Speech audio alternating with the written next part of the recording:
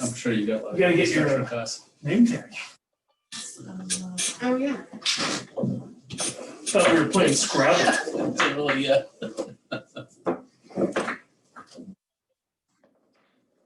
These look like big. Sorry, Cheryl. These look like big fancy Looks like Scrabble. Yeah, a lot clearer than me. All right, so when we're talking, so it's got contingency, engineering survey, construction management, permit, disease and fees. And that total comes to $605,000 just for that initial startup piece. I don't know what they're talking about, remove asphalt, unless there's asphalt somewhere on the property. I think that Well, that will. branch of a driveway that comes up is what they're talking about, the one that kind of goes off on the other property. Onto our property. Okay, Oh, I think they could strip this whole asphalt piece off there. so I think that we were planning on widening it Yeah. and making that asphalt better before. But they may grind out some of it, or they may just, it may be so cracked. Oh, was our regular driveway part of this bid? No. Okay. No. Oh, this is just the, Just the just front. that, okay. Yeah, but they've got, it's almost time. Grade is that clear and grab, rock excavation, general excavation, separating fabrics, grade inlet to detention basin. So just for that, all that prep work, $839,000. Okay. What was the contingency percentage, does it show? It is 10% contingency for a total of $292,000. Has it been designed yet, or? Yes. Yes, so what we did, we reduced some of the costs there because we had them look at the design for the Pendleton one that just went up a couple of years ago. And they were able to get those designs and then modify them a bit. The designs for Pendleton only had a single stall restroom downstairs, which is really not quite adequate.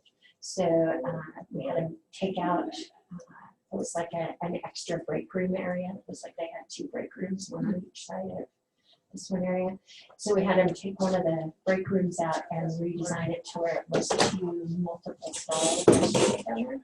So that'd be helpful because there are times of high traffic when there's like maybe 10 people going through at the same time, and all of them on their way either out or in, which is when you use the restroom. About time, huh? Okay, 5:30, let's call the meeting to order. Do roll call first, please. Let's do roll call. Mike Baker? Sarah Thompson. Lonnie is not gonna be here. Chair's here, Got Jennifer back. and anybody heard from Mark? He's always the leader. Yeah, he has another meeting before this one. Okay. Cheryl, you wanna lead us on the pledge?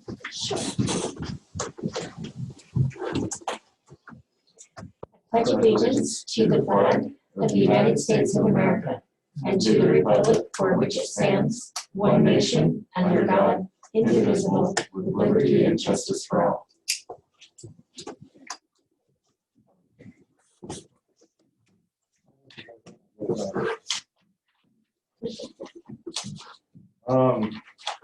Consent agenda, has everybody had a chance to review that?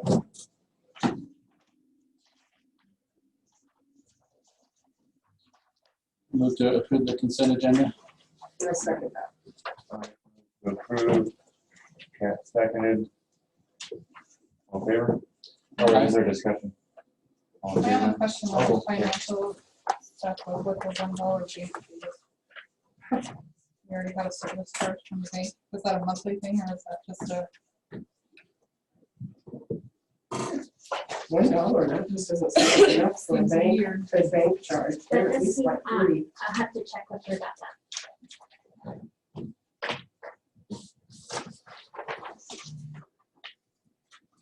So would that be an approval pending audit? I think it's just a question, I don't know if it needs to hold. It was just a question. All in favor? Aye. Opposed? Unanimous. Old business, whoops. Sorry. Old business, number 6. Oh, I'm sorry, public comment. Do we have anybody on for public comment for agenda items only? You're looking at the minutes right there. Did I get you? But this is, because this is what I brought. Let me just make sure I didn't take. You didn't take it. Been really pushed on the start, and idle through the times right. Who's that? Natasha. Whoever has the Galaxy Note, you are unmuted for comment. For agenda items only. Now No? they're muted. No. Nobody's. Okay, can you mute them all and we'll unmute them when it's time for public comment?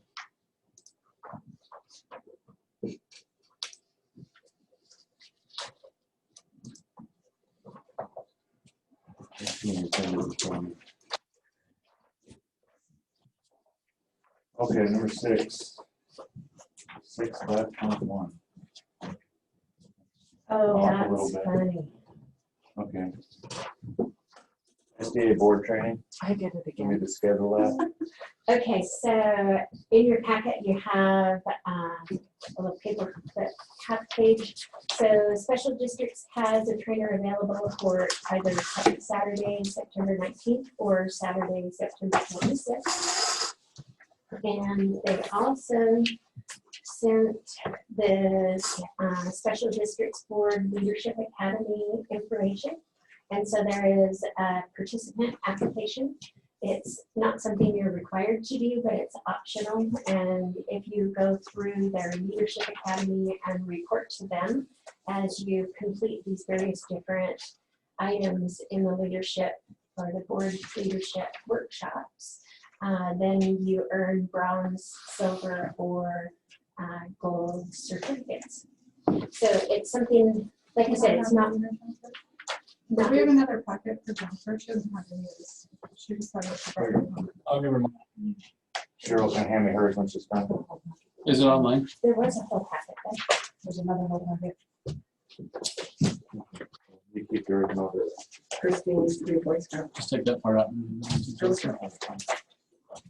Oh, No, you need a whole I packet. sorry. That's the same. Thank you. Oh, no, she's got that there. So is Yeah. the training online, the academy? Yes, it can, well, some of it can be online. If they go back to in-person trainings, then they could come here and do the training like we had discussed it on the weekend. The trainings in September would be online training. So we would gather here and we connected it as a web training. And with those ones in September, do you need any of the ones that are on here? Well, so that's the beauty of it. We can use this as our guide to decide what it is that we want training on. So it, So essentially, we could do one every month. I don't know, some of them are probably longer than what we would want to do in a meeting.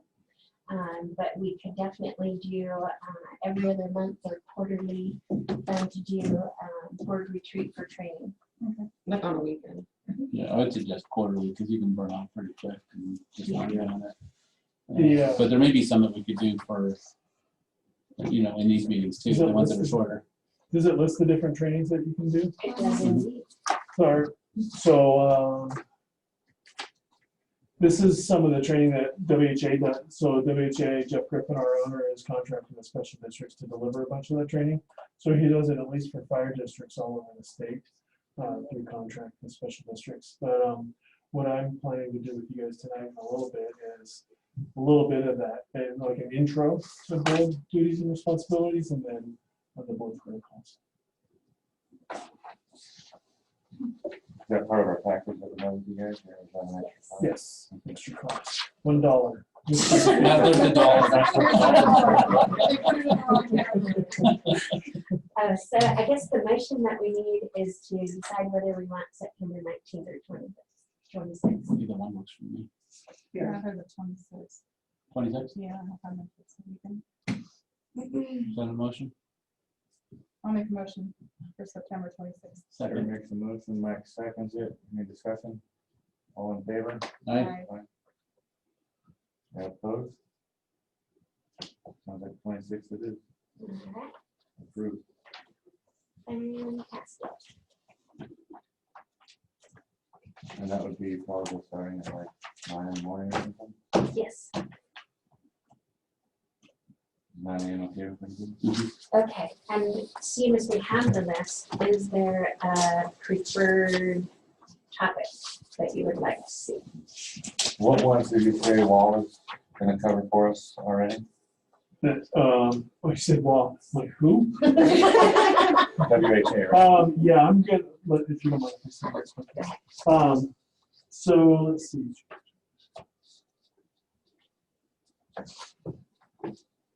I'm going to cover some of the roles and responsibilities and representing the board, ordinances, and resolutions, ethics, and public meetings tonight. But it'll be a quick gloss on the ethics and public meetings. You'll want a deeper hit on those things. I'll quickly go over some of the Oregon revised statutes that apply to you. So I would say the ones that will be adequately covered tonight would be role and responsibility. And representing the board probably would be the ones that I would say are going to be the best covered.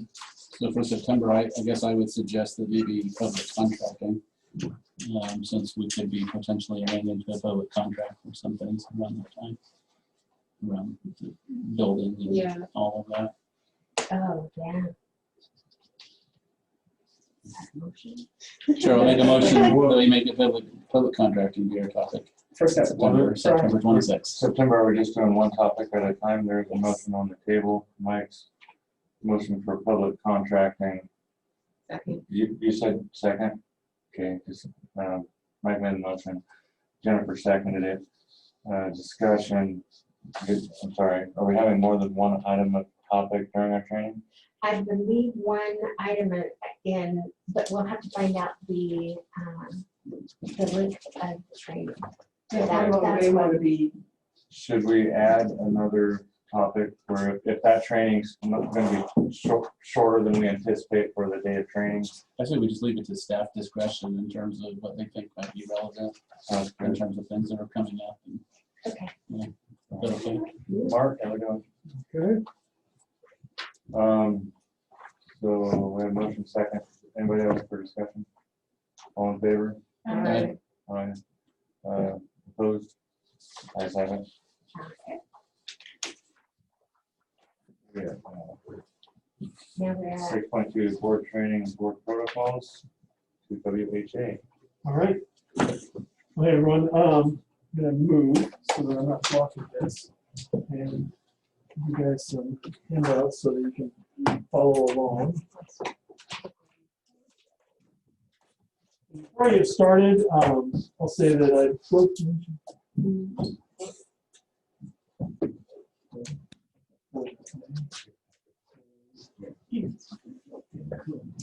three this way and one for Christine too. So this is it's about 36, 37 slides on board duties and responsibilities. We may not go through all of it, but we'll hit the most important things at the beginning.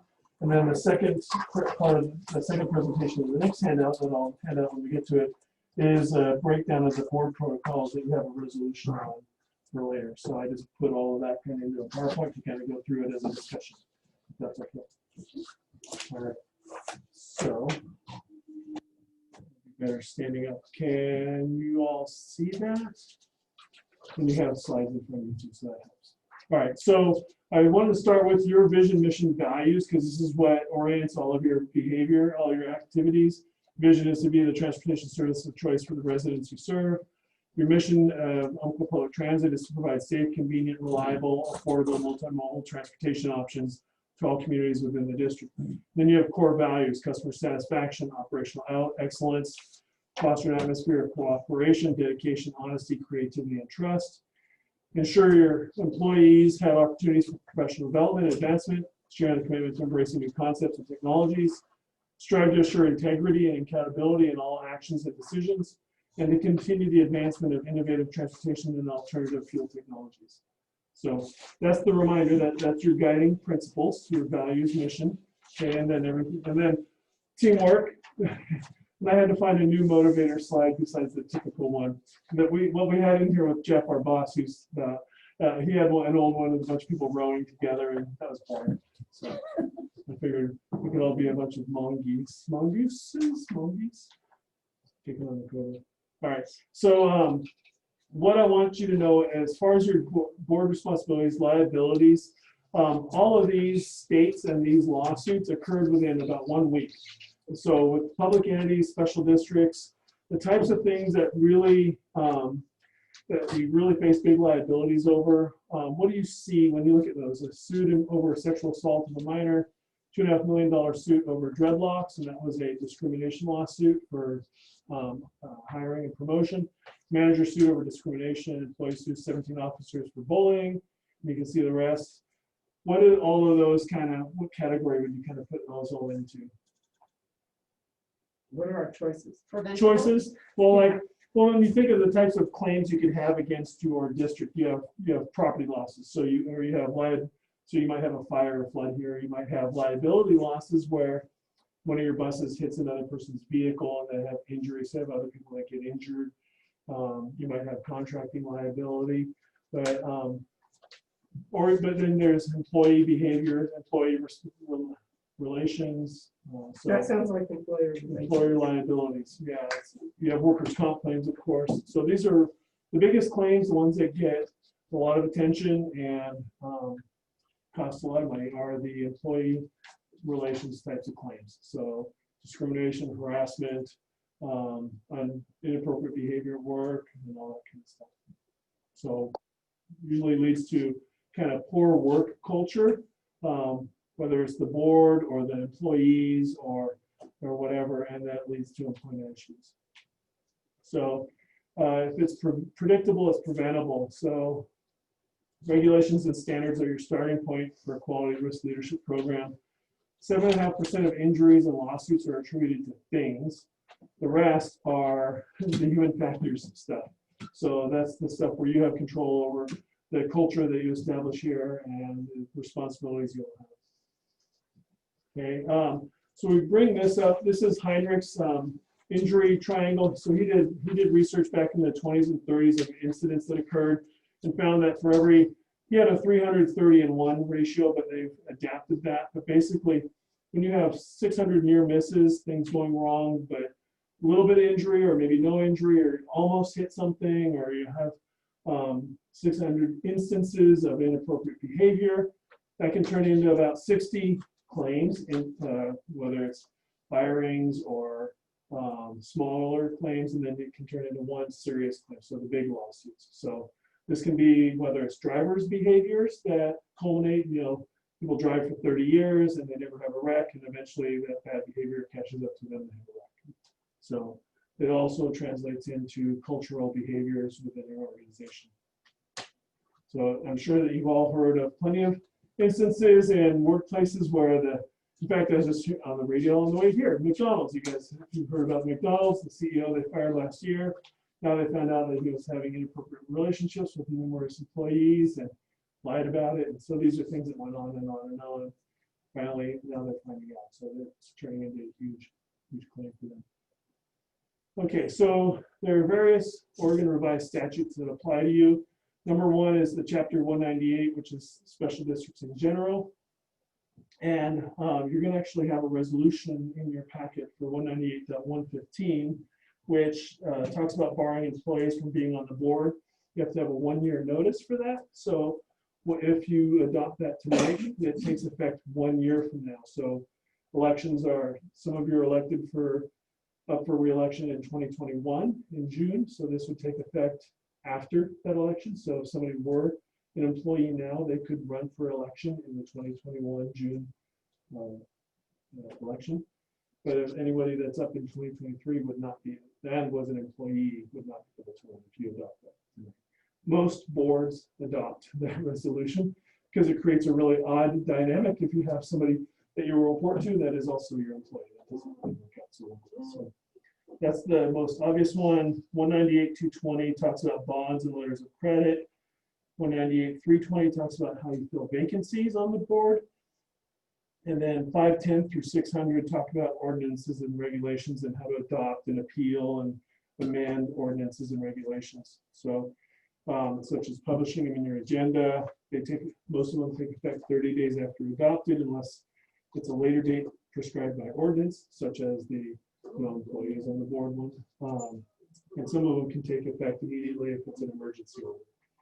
Let's see.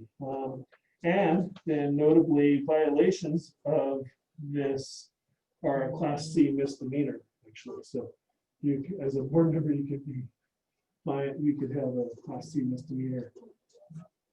And then the Mass Transit 267 that applies to you.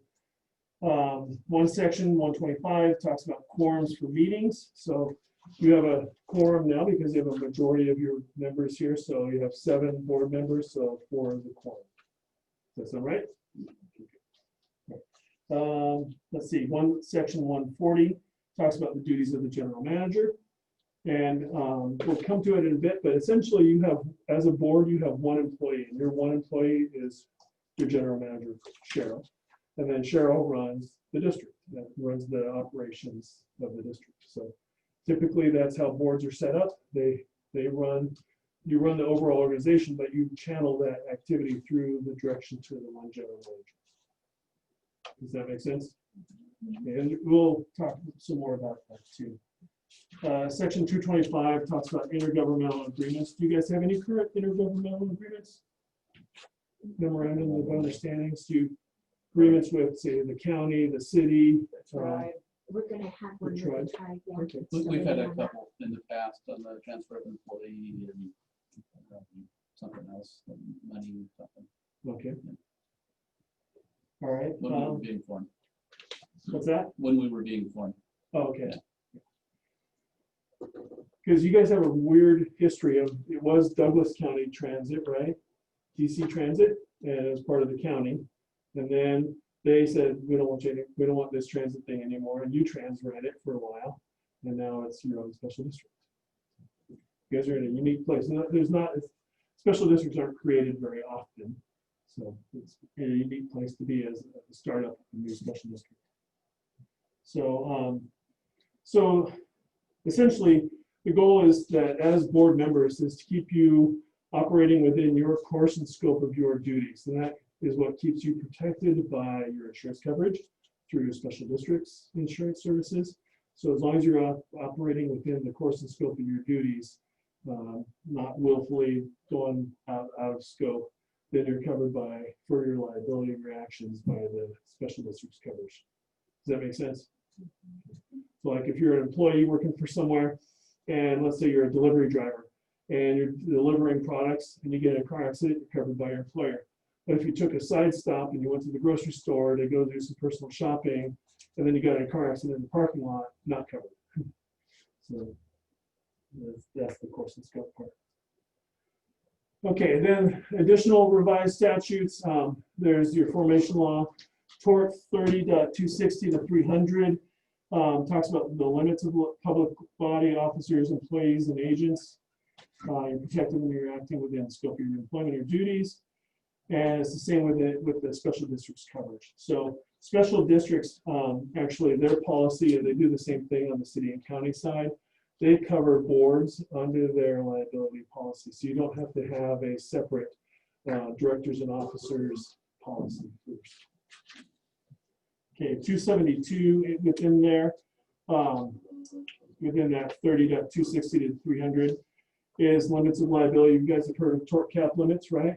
So you fall under the local public bodies. And anyone have any idea what the limit, tort cap limit in Oregon is for, let's say you cause injury, say one of your buses hits a car and there's one person in that car, what's the limit of your liability for that one person? What are our choices? Less than 500,000, 500,000 to $1 million, or greater than $1 million. Greater than $1 million. No. 500 to 1 million. Yeah, 500 to 1 million. So it's right now, it goes up every year a little bit. and it's $769,200.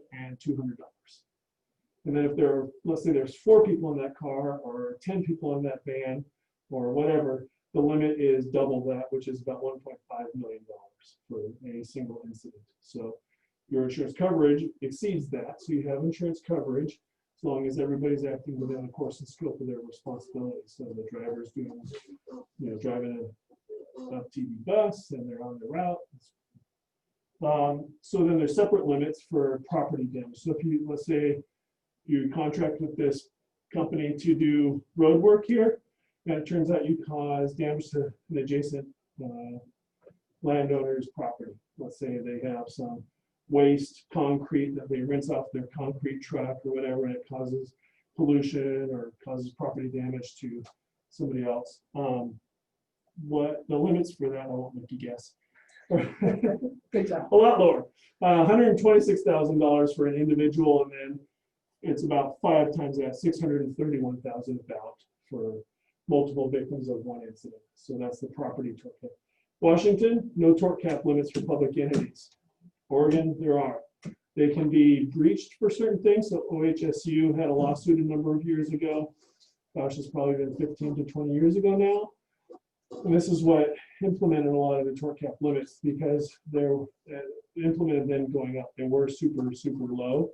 But doctors, through erroneous care, caused permanent brain injury to a child that was born. And the limits were back then were like, I want to say they're like $200,000 or something really low. And the courts decided that that was not just compensation for the harm that they had caused. So they jacked them up a whole lot, and now they go up every year a certain amount. So to account for inflation.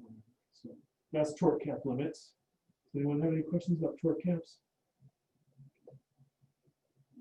And so that our, well, let me ask you, so that's in our insurance, as our insurance automatically, as we renew it, does it go up to make sure that we're above that level, or do we have to? It is specifically request that? substantially higher than that. So your limits are substantially higher than that. So let's see, you're on your general liability.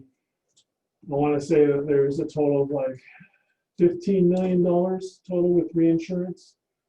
So you're very adequate. The special districts pool as a whole is very adequately insured. So special districts has their own limits of coverage, and then they buy reinsurance or excess insurance to provide more insurance for the pool as a whole. On claims. So if you have somebody comes to you and says, your bus hit my car and caused damage, they have a limit of time for when they can make a claim. So if it is, I want to make sure I get this right, but if it's generally it's 180 days for them to make a claim, notice of a claim to you. So they just have to tell you that they're going to file a claim against you, but they have to be specific with date and time of incident and some other stuff. So they have a 66 months, 180 days to give you notice that they're going to file a claim. So let's say you contract out here and you cause damage to the property on the next door. They have 6 months basically to let you know that you caused harm to them. And then they have 2 years total to actually follow that, actually file that. And there's exceptions if the injured party is minor. Yes, good point. Thank you, Mark. Yeah, there are exceptions. If they're under 18 years old, that clock doesn't start ticking until they turn 18. And then from my experience when I was at the school district, if it's minors and it's anything around that molestation, abuse type of stuff, the courts are allowing it to be within 2 years from when they realize they were harmed, because definitely it's a traumatic event for minors, and they squelch that memory in their, and then it could be when they're in their 30s or 40s. And we had a couple instances where the folks were in their 40s. Their lives had basically been kind of ruined, and they never realized why, and they had drug addiction and marriage problems and all kinds of other stuff. And then they finally realized what they realized back in middle school, that they had been abused. So, then they could file claims at that point. The courts are likely to allow that.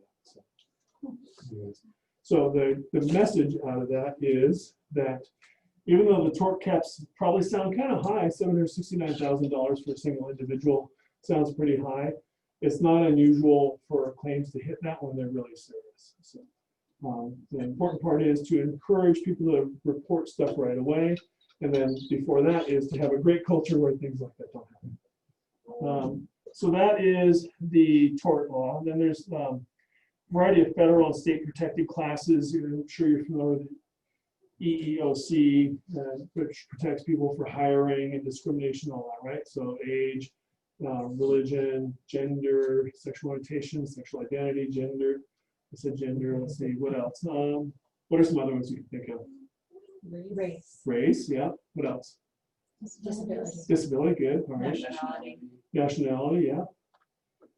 Who else has protections? Let's say as applicants. Let's just think of it as applicants. Well, it's also discrimination, age discrimination. Age, yeah. So military, so if you're a veteran, you have protection. So let's see what else. It's in blue on. Pretty much everybody else is covered under Oregon. Yeah. Oh, genetic information. Yeah, and so Oregon actually has, from what I was able to find, have you heard of the ban the box? Do you know what the ban the box is? Yes. You should know. Criminal records. Yes. Criminal record. So you can't ask on an application if they have a criminal conviction, criminal history. Unless, of course, let's say they're applying to be a law enforcement officer, then not for those jobs. And then in Oregon, we also have pay equity. So you guys have heard of pay equity law? Yes. What did you say? Hey, I'm sorry. It wasn't me slurring, it was the mask. It is, it is. I know it is. And it affects my ears too. Pay equity. Pay So- equity. And I don't know all the details of the law. I can't tell you all the particulars, but essentially it's to help ensure that you don't have 10 employees. Let's say there's 5 men, 5 women, and you have the men getting paid a whole lot more than the women, or somebody is, or just ignoring gender. Somebody comes in and they argue for higher pay, and they get higher pay than say somebody who's already been there for 3 years. So if they have equal skills, equal qualifications, equal job duties, so basically most things being equal, you have to pay them relatively equally. You can't just pay somebody more when you're hiring them because they negotiate a higher salary. If you have multiple, say, let's take bus drivers, for example. You're not going to pay one bus driver $20 and another $15 if they come in with the same skill sets. we had to create a chart that gave credit for years of CDL driving, years of passengers in school bus, and then years of transit, and then years of transit with U-Trans already trained. Okay, well, that's good. That keeps you on the square with making sure your employees are getting paid equitably. Yes. Okay, so ORS 182 talks about public records and public meeting laws. So public meeting, you got Zoom going, people are listening, this is great. It also talks about executive sessions. Have you guys had any executive sessions? Yeah. Yes. Cool. There are about 5 reasons you can have them. Let's see, personnel matters, deliberations with persons that carry on labor negotiations, real estate discussions, and let's see, reviewing confidential records, reviewing competitive trade matters. So say you're going to apply for a grant that is a competitive grant with the state, and there's other transit districts you're going to apply for it too. You can deliberate that in executive session. So you don't want to give away all your tactics to the other transit districts. And then legal counsel regarding litigation. There's other stuff too, and that's just kind of an abbreviation. But you generally want to have legal counsel involved in your discussions if you're going to have an executive session, and you are supposed to have greater than 24 hours notice. Okay, any questions on that? All right. 243 talks about public employee rights and benefits. 244 was one of the board trainings on your sheet there. And that is government ethics. That's a really, really important one to know because there's a whole lot of particulars about it. So let's see, that would be why I can't come and bring you like 4 pizzas every time I show up here. Like if I came every month, I couldn't bring 4 pizzas because 4 pizzas are going to cost about $100, and very quickly I would have exceeded the gift benefit. 2 is good. 2 is good. And you could be halfway there. I could be. But you're not. I'm not. No, I don't think we didn't bring anything. No. No. No. Trying to toe the line very clearly. And there are exceptions around food too, actually. But but talks about prohibited use of official position for financial gain, for influence, use of confidential information. So you, as a board, you have access to confidential information that you could, not legally, but it's against the ethics rules, but you could use to take advantage of, let's say you know that you're going to change bus routes and you're going to route it past a certain vacant lot or a business or something, and you're like, oh, well, if I own that business or that lot, I can put a business there and I can make a lot of money because the bus route is, there's going to be a bus stop there. So it's, yeah, so that would be unethical. Talks about financial interest in public contracts, conflicts of interest. So 244-120 is on conflict of interest. So if you, let's see, John, we've talked about this before. So you were or were the realtor for this property, is that correct?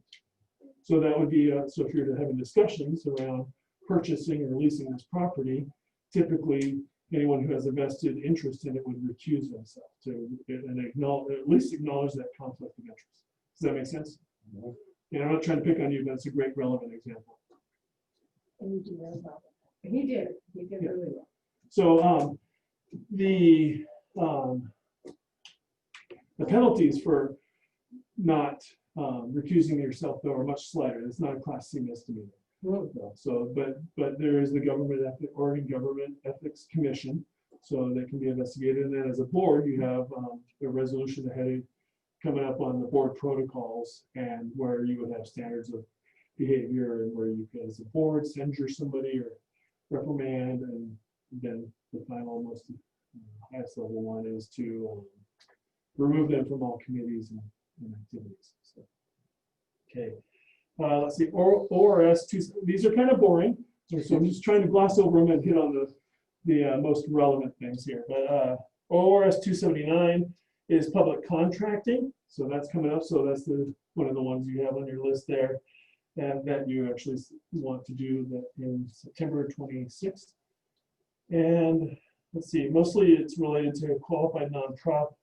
ORS 279 is mostly related to qualified nonprofits. So if you're familiar with nonprofits that provide services to people with disabilities, if they sell a product or a service, generally if you're going out to contract, you're obligated to contract with them unless there's a really bona fide reason why you shouldn't.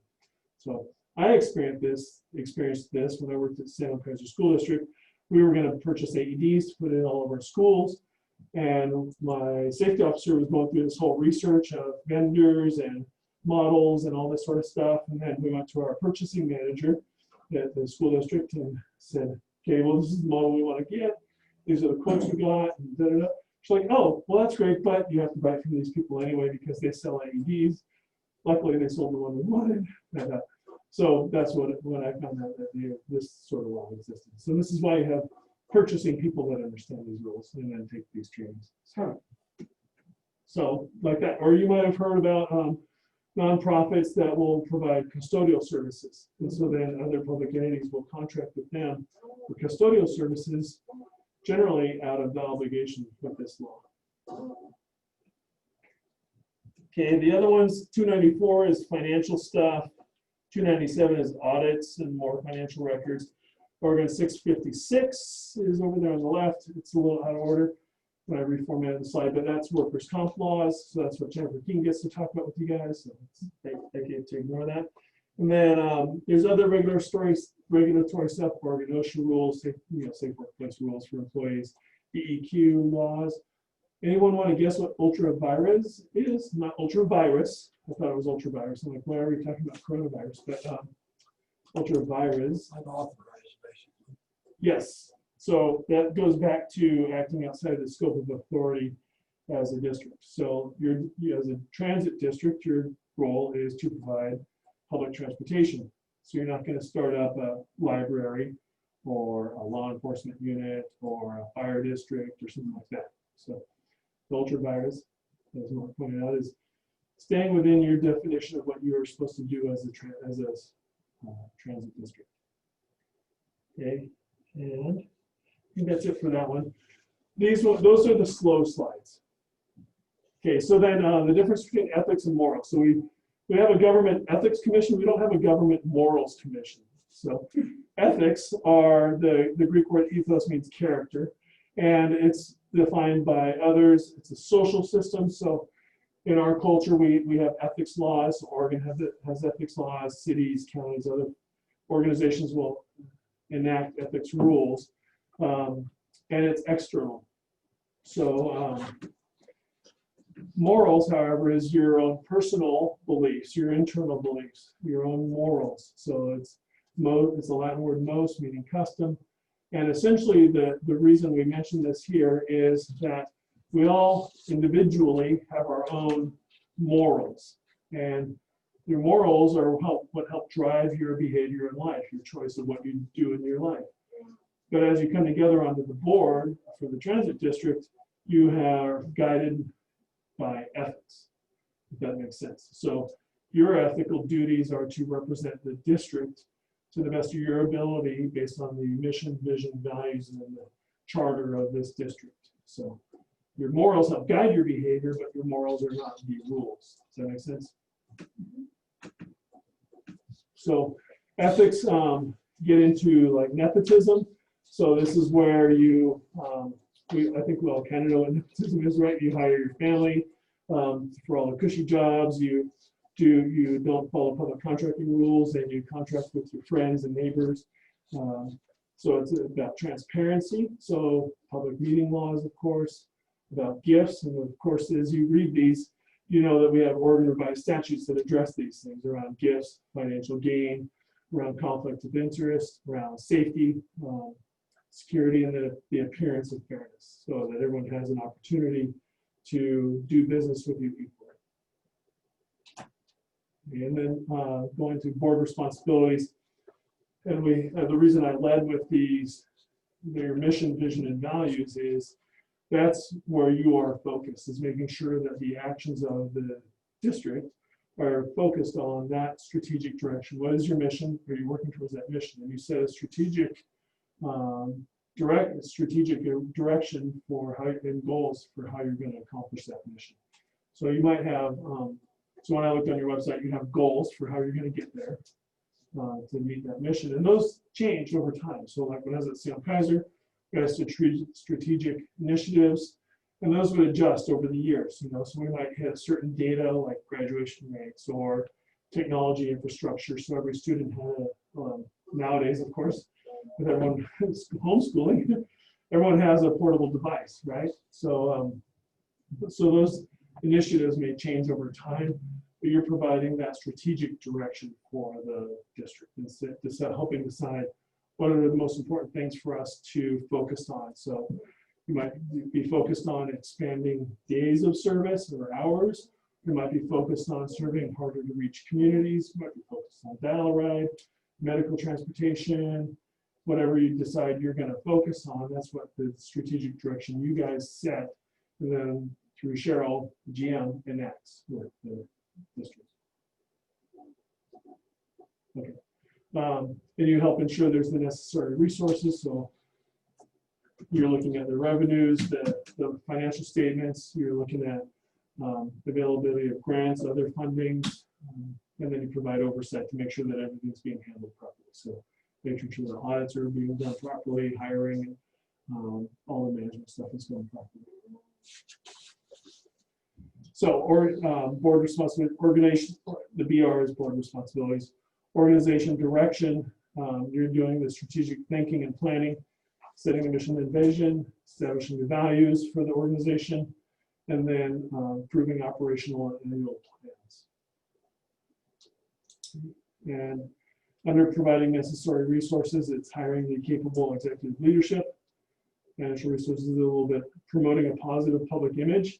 So we're familiar with reputation. You want people to think positively of Umpqua Public Transit District, so that they want to ride your buses, ride your transit. You want people to take advantage of your services. You want them to you want them to want to come to work here as drivers and other staff, and you want them to approve future bonds and levies to help keep you funded. So when the public turns against you and decides that you're either wasteful or unnecessary, then it gets very challenging to continue operations. So you provide oversight. Financial management, minimize your exposure to risk. So this is through your board training and through making sure that the staff have access to proper training too. Making sure you're following the procedures you said around contracting, around hiring, and all that sort of stuff. You're going to measure progress on the strategic plan, monitor the programs and services, provide legal moral oversight, and then evaluate the CEO, GM, and the board. And then I'm going to quickly touch on some of the rest of this and not dig too deep into it. And then I'm going to jump into the board protocols, which is the next presentation. So around safety and not just safety, but risk management as a whole, you may have heard of the term enterprise risk management. Enterprise risk management just means traditionally safety was looking at employee safety, occupational safety. How are people getting hurt? How do we keep them from getting hurt? Risk management typically look at financial security. So how do we invest our funds? How do we reduce our risk financially? Enterprise risk looks at things beyond financial risks and beyond employee safety. It looks at strategic risk, reputation risk, marketing risk. So there's a whole bunch of different stuff going on there that you're looking at. And then that kind of brings it all together. So you can kind of compare what is the risk of us having a bad reputation? Well, people won't want to come work for us versus the risk of an unsafe workplace and people getting hurt. And then we pay more for insurance, that sort of thing. Safety management systems and high reliability organizations are systems that build on enterprise risks that are basically structures to provide for a better operation of your organization. And those are additional trainings that we provide for $1. But it's stuff that we work with. Our safety management systems are really common in the hospital healthcare world. So if you fly a plane, I'm going to jump to the airline industry actually. So if you fly a plane, pilot gets in, what does the pilot do when they start up the plane? They've flown thousands of times. They don't get in, turn the key, and take off, right? They go through a whole checklist, right? Make sure they have everything. They're checking all the gauges. So high reliability organizations have systems like that. So even though you've done something 1,000 times, you're going through the checklist, making sure you hit everything. And then a just culture is not just culture, it's a just culture. So not finding fault and blame, but finding usually the problems. So when the pilot makes an error and they crash the plane, they don't fire the pilot, they figure out what went wrong and they try to fix the system. So instead of blaming the person who made the error, you try to find the system problem and correct it. So go back to the McDonald's analogy. What made McDonald's famous, what made them so successful, was they applied factory line type methods to making food. So when McDonald's started, the McDonald's brothers, it was just, short order cooks making burgers, making fries, whatever. Well, the Kroc, Ray Kroc, he's the salesman for the McDonald's guys, and he thought about franchising, but then they applied assembly line methods to making food. So they simplified everything. They took out the skill set of having to be a cook, and they made steps for everything and made it super assembly line prepackaged. And now you go to any McDonald's in the world and the food all tastes the same. And people feel pretty safe about eating it. I'm not saying it's healthy, but people feel safe about eating it. And I know that a Big Mac in one place is going to be identical to a Big Mac across the country. So they took away a lot of the skills necessary to cook the food, which took away a lot of the risk. So they figured out people were getting hurt, whether it's burns or different problems, and then they figure out system solutions. So there's a just culture is when you find solutions that aren't blaming the individual that made the error. Okay, and then fiduciary responsibilities. You have a duty of care, loyalty, and obedience. The duty of care is to be informed and ask questions, such as reading agendas, reading minutes from last meeting, reading the financial statements, reading the board packet ahead of time so you're prepared to ask questions and get into the details of that information when you come to the board meetings. And won't go into the rest of that. So you have the duty to exercise reasonable care when you make a decision as a steward of the organization. And you have a duty of loyalty, and this is to show your undivided allegiance to the organization's welfare. So as an elected official choosing to serve on the board, your allegiance is to help the Umpqua Public Transit District be successful. So your duty of loyalty is a standard of faithfulness, must give undivided allegiance when making decisions affecting the organization. So let's say, for example, you serve on 2 boards. You serve on this board. Let's say you serve on the board of the local YMCA, and YMCA wants to contract with you to provide transportation services for their day camp to get somewhere or whatever. So as a board, if you're discussing that, you have to make clear that you have a conflict. And then when you're on this board, you're serving this board's interests. When you're on that board, you're serving that board's interests. Does that make sense? Mm-hmm. Okay, duty of loyalty means a continued board member can never use information obtained as a member for personal gain, must act in the best interest of the organization. So this goes back to the ethics, and again, there are the Oregon revised statutes, different statutes in there that cover ethics and not using your confidential information for gain. And you must comply with your association's policies regarding code of conduct and ethical behavior. And then we have duty of obedience to stay faithful to the organization's mission, and it requires board members to be faithful to the same thing. All right. You're not permitted to act in a way that is inconsistent with central goals of the organization.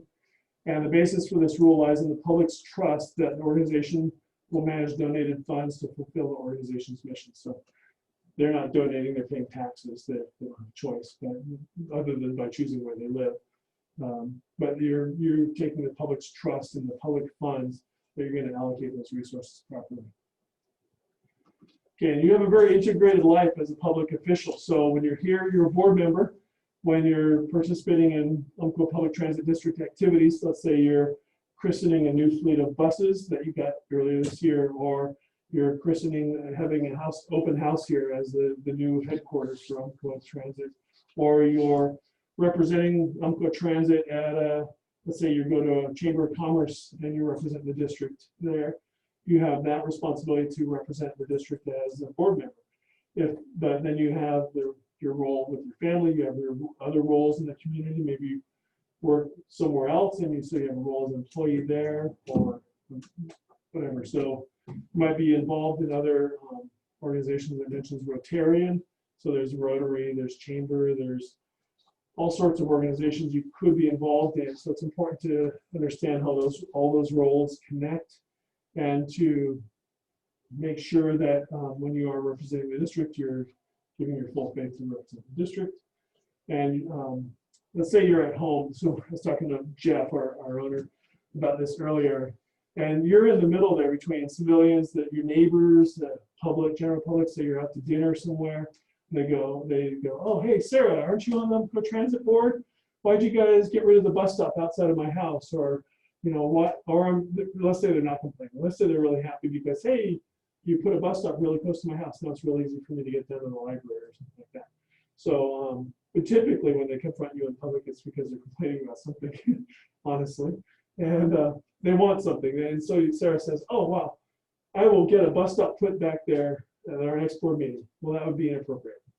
So that would undermine you guys, and that would be inappropriate to say that. But you could say, what would be appropriate avenues to direct this citizen for if they're complaining, let's say, Sarah, they're complaining to you about you got rid of the bus stop in front of their house or whatever, they can't get to where they go. What would be that person's appropriate avenues to bring that to the board? I don't know when our next meeting is. Yeah. Yep, they could come to the meeting. What else could they do? Talk to the general manager. Yep, talk to the general manager. Yeah, perfect. Participate in an open house if we were having a meeting around those kind of things. Yeah, yeah. So your responses, those are perfect. Yeah. Talk to our general manager, come to our board meeting, write a letter. Those are great. Yeah. And say, you can sympathize with them. Oh, I'm sorry you feel that way.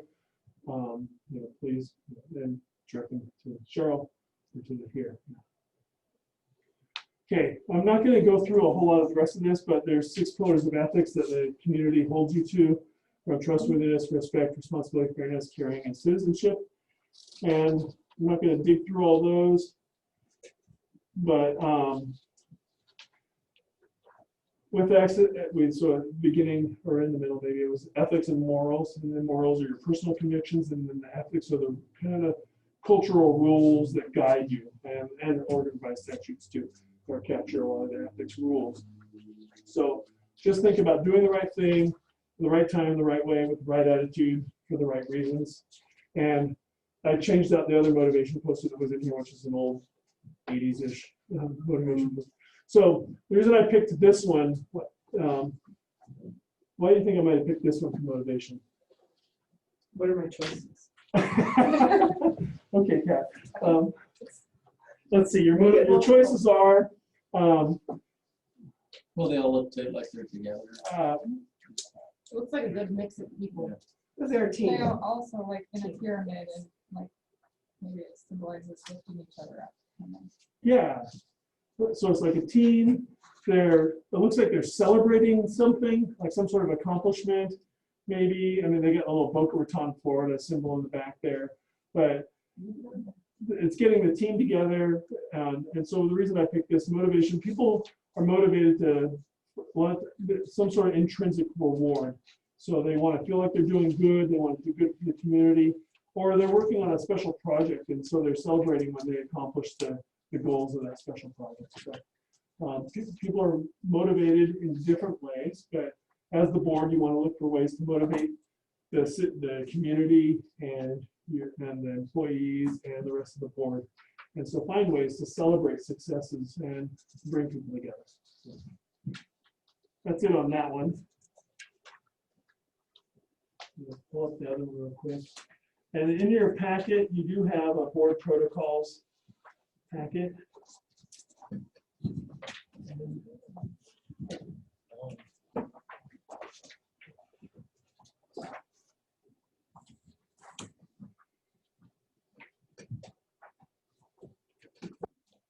Okay, and you see that. So I basically parsed all that information into some slides here, and I'm not going to read through all of this because it's a bit lengthy. It was 12 pages, I believe.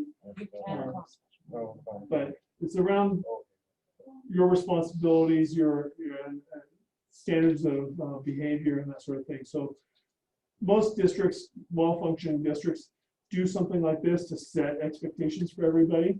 So this is really great that you guys are doing this as a growing, developing board with a new district and taking on a lot of new challenges and having a lot of stresses. This is a great time to reinforce and to just set the clear expectations around board protocols. So honesty and integrity in every action and statement, model of leadership and civility in the community, inspire public confidence in the district, prepare in advance for board meetings, we talked about that. Fully participate and demonstrate respect, kindness, consideration, courtesy to others.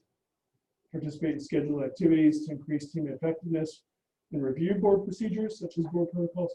Be responsible for the highest standards of civility and honesty, ensuring the effective maintenance of public relations. And then respect the proper roles of board members and district staff in ensuring open and effective relationships. So board members conduct with one another. They're composed of a bunch of individuals with a variety of backgrounds, personalities, values, beliefs, goals. And that is great. You don't want everybody the same on the board. That would be boring.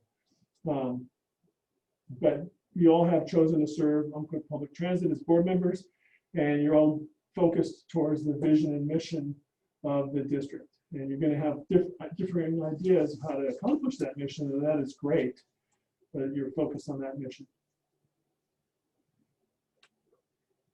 So in public meetings such as this, civility, decorum, and discussions and debate, honor the role of the chair, John in this case, in maintaining order and equity, avoid personal comments that could offend other board members, and demonstrate effective problem-solving approaches. Sometimes, if you're not sure what somebody's saying and you want to buy time, it's just tell me more about that. That's a great question. Or a statement. Tell me more about that. What are you thinking about that? Explain why you're thinking that. Be respectful of other people's time. Board meetings are limited in time. I'm trying to be respectful of yours and blast through this because you all have other lives and you all don't want to be here till 9 o'clock tonight. In private encounters, respect the golden rule. So you might think you're talking to somebody in confidentiality outside of your own private life somewhere. If you're divulging confidential information or complaining about colleagues, eventually it's going to come back around.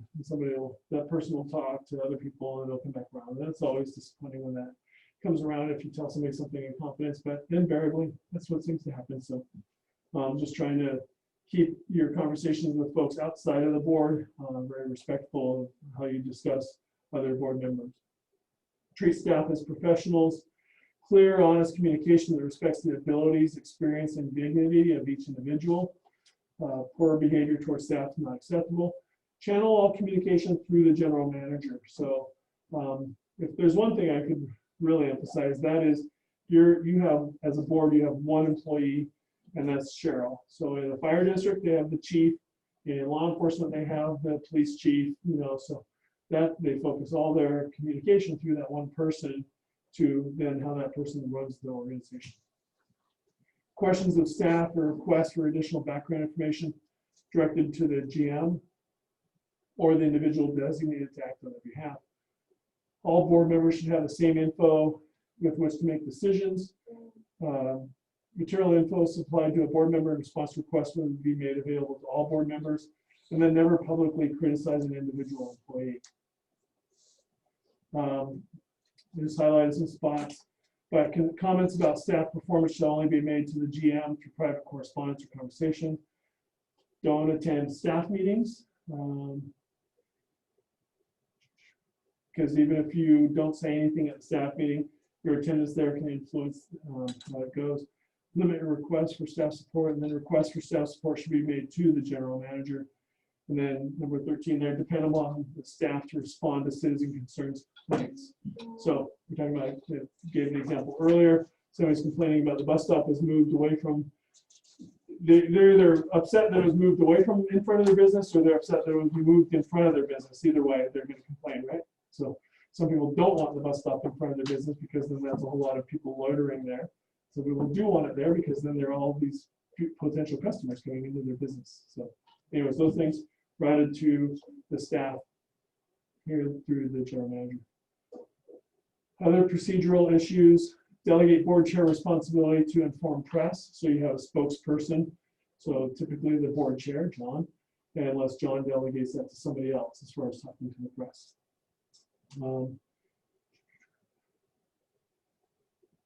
Board in front of the press of board policies and actions. Board members are entitled to respond to press inquiries about their positions on district matters. Do an annual review of the protocols and procedures. The only thing on that, just to follow on the position is, when you do that, you need to clearly state what's your position and what's the board position if it's different. So That's a you're good not point. speaking on behalf of the board. Yes, that is a good point. Yeah. So, and make sure that's really clear to the reporter you're talking to, so they have a chance of possibly reporting it properly in the media. Okay. Submit questions on board agenda items ahead of the meeting.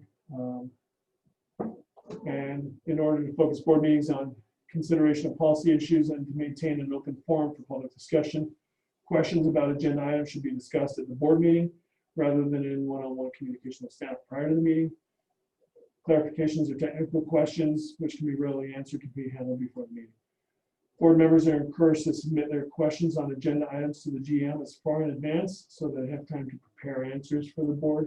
So if you listen to a city council meeting, there'll be staff reports. So the council will ask the city manager, please research this, research that, and come back to us at the next council meeting and report on that. So that gives them, they might be able to report back in a week. It might take them a month to report back. Depends on how complex the issue is. Like in Salem, they were talking about setting up a specific homeless space, and shelter space or a specific parking lot or something like that. So board had to do research to figure out what legal liabilities there were, what space was available, who would run it, and all that sort of stuff. So those sorts of convoluted issues can take a while to figure out. Okay. Respect the work of the board standing committees. And then purpose of the board standing committees is to provide focused, in-depth discussion of issues. Again, this is line in there. All right. Okay, code of personal decorum. In order to represent the people of the district, act as a collegial policy-making body. The board of directors must act in a manner that maintains tolerable level of civility and courtesy towards each other. Board cannot act effectively as a collegial body of peers when minimum standards of personal decorum and civility are disregarded. So again, it goes back to the ethical behavior towards each other, behaving professionally, ask questions. It's okay to disagree, but it's a matter of how you disagree with each other. So to build collegiality, encourage conversation, delve into the issues. And when you're a manager dealing with employees, you always focus on the issues, not the person, right? So if you're having challenges with performance with an employee, you focus on the issues. Same kind of thing if you're discussing things amongst yourself. Purpose of the code is to establish standards of personal decorum and civil conduct for board members when they're transacting the business of or representing the district. And the code of personal decorum shall represent the exclusive avenue for taking action against the board member for breach of this code, and not intended to inhibit, stifle, or censor free expression of debate, differences, or opinion or disagreements. All right, so we're on slide 10 of 17, so we're close. All right, standards. When you're acting as a board member or representing the district, express yourselves in a manner that maintains course of decorum among board members. Kind of said all that. Seek at all times to bring credit to the district and its citizens by the manner in which they discharge their duties and conduct the district's business. Discuss the issues before the board. Don't engage in personal attacks.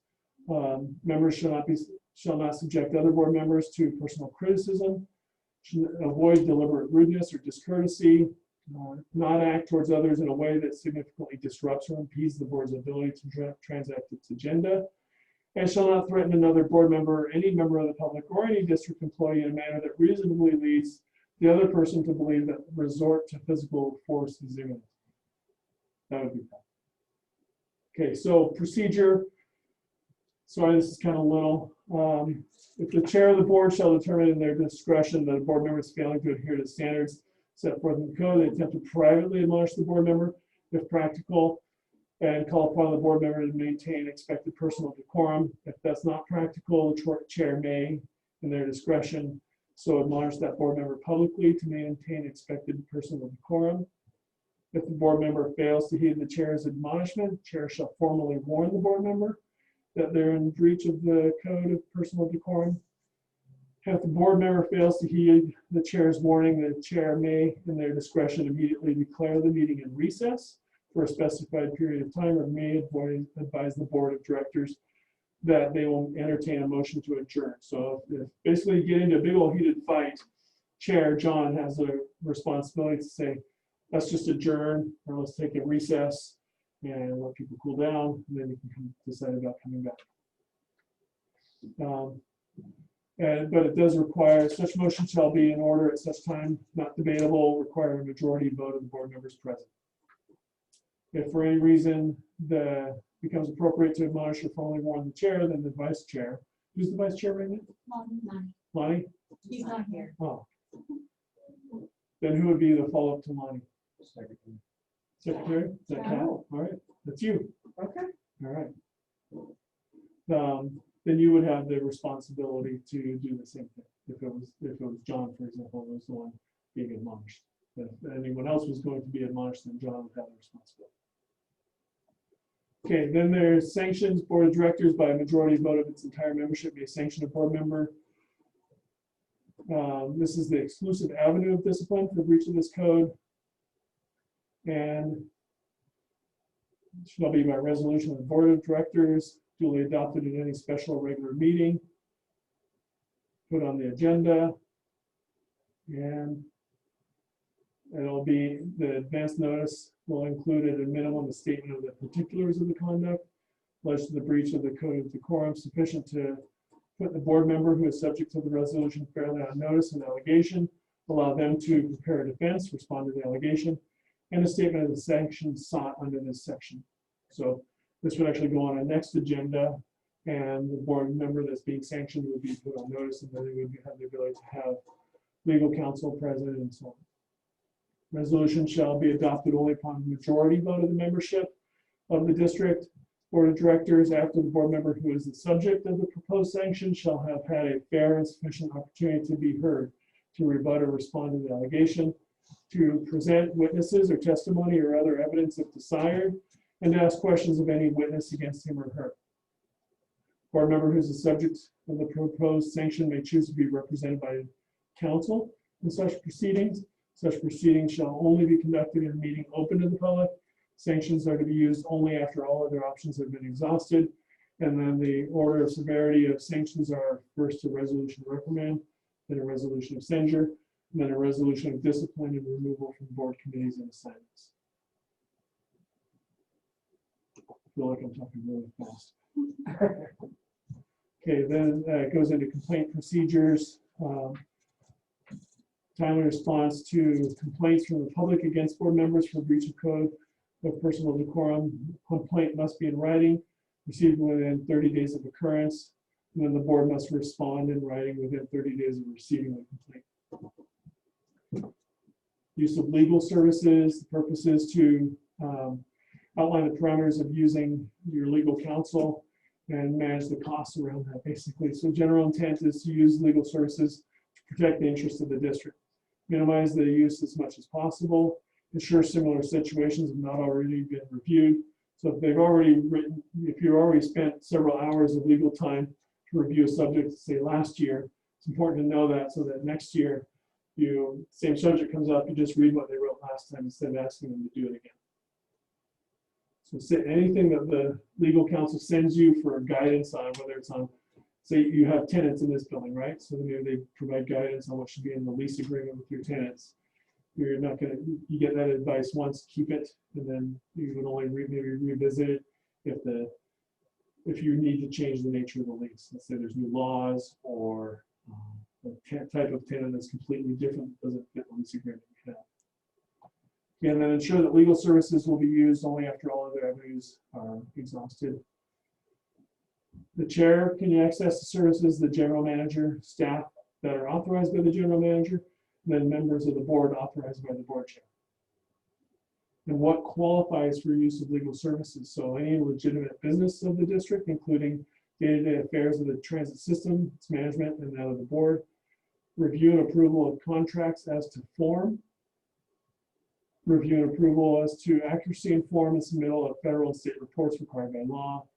Review of various documents, processes pertinent to your business, and then review of labor contract negotiations and materials after negotiations are complete. And you may review information that's requested during the process. They're not going to be your legal counsel when you're up for censure. You don't get to use them for that. Okay, that was it. That was less than an hour, I think. All right, are there any questions on that stuff? No? That's fine. Awesome. Thanks, William. Is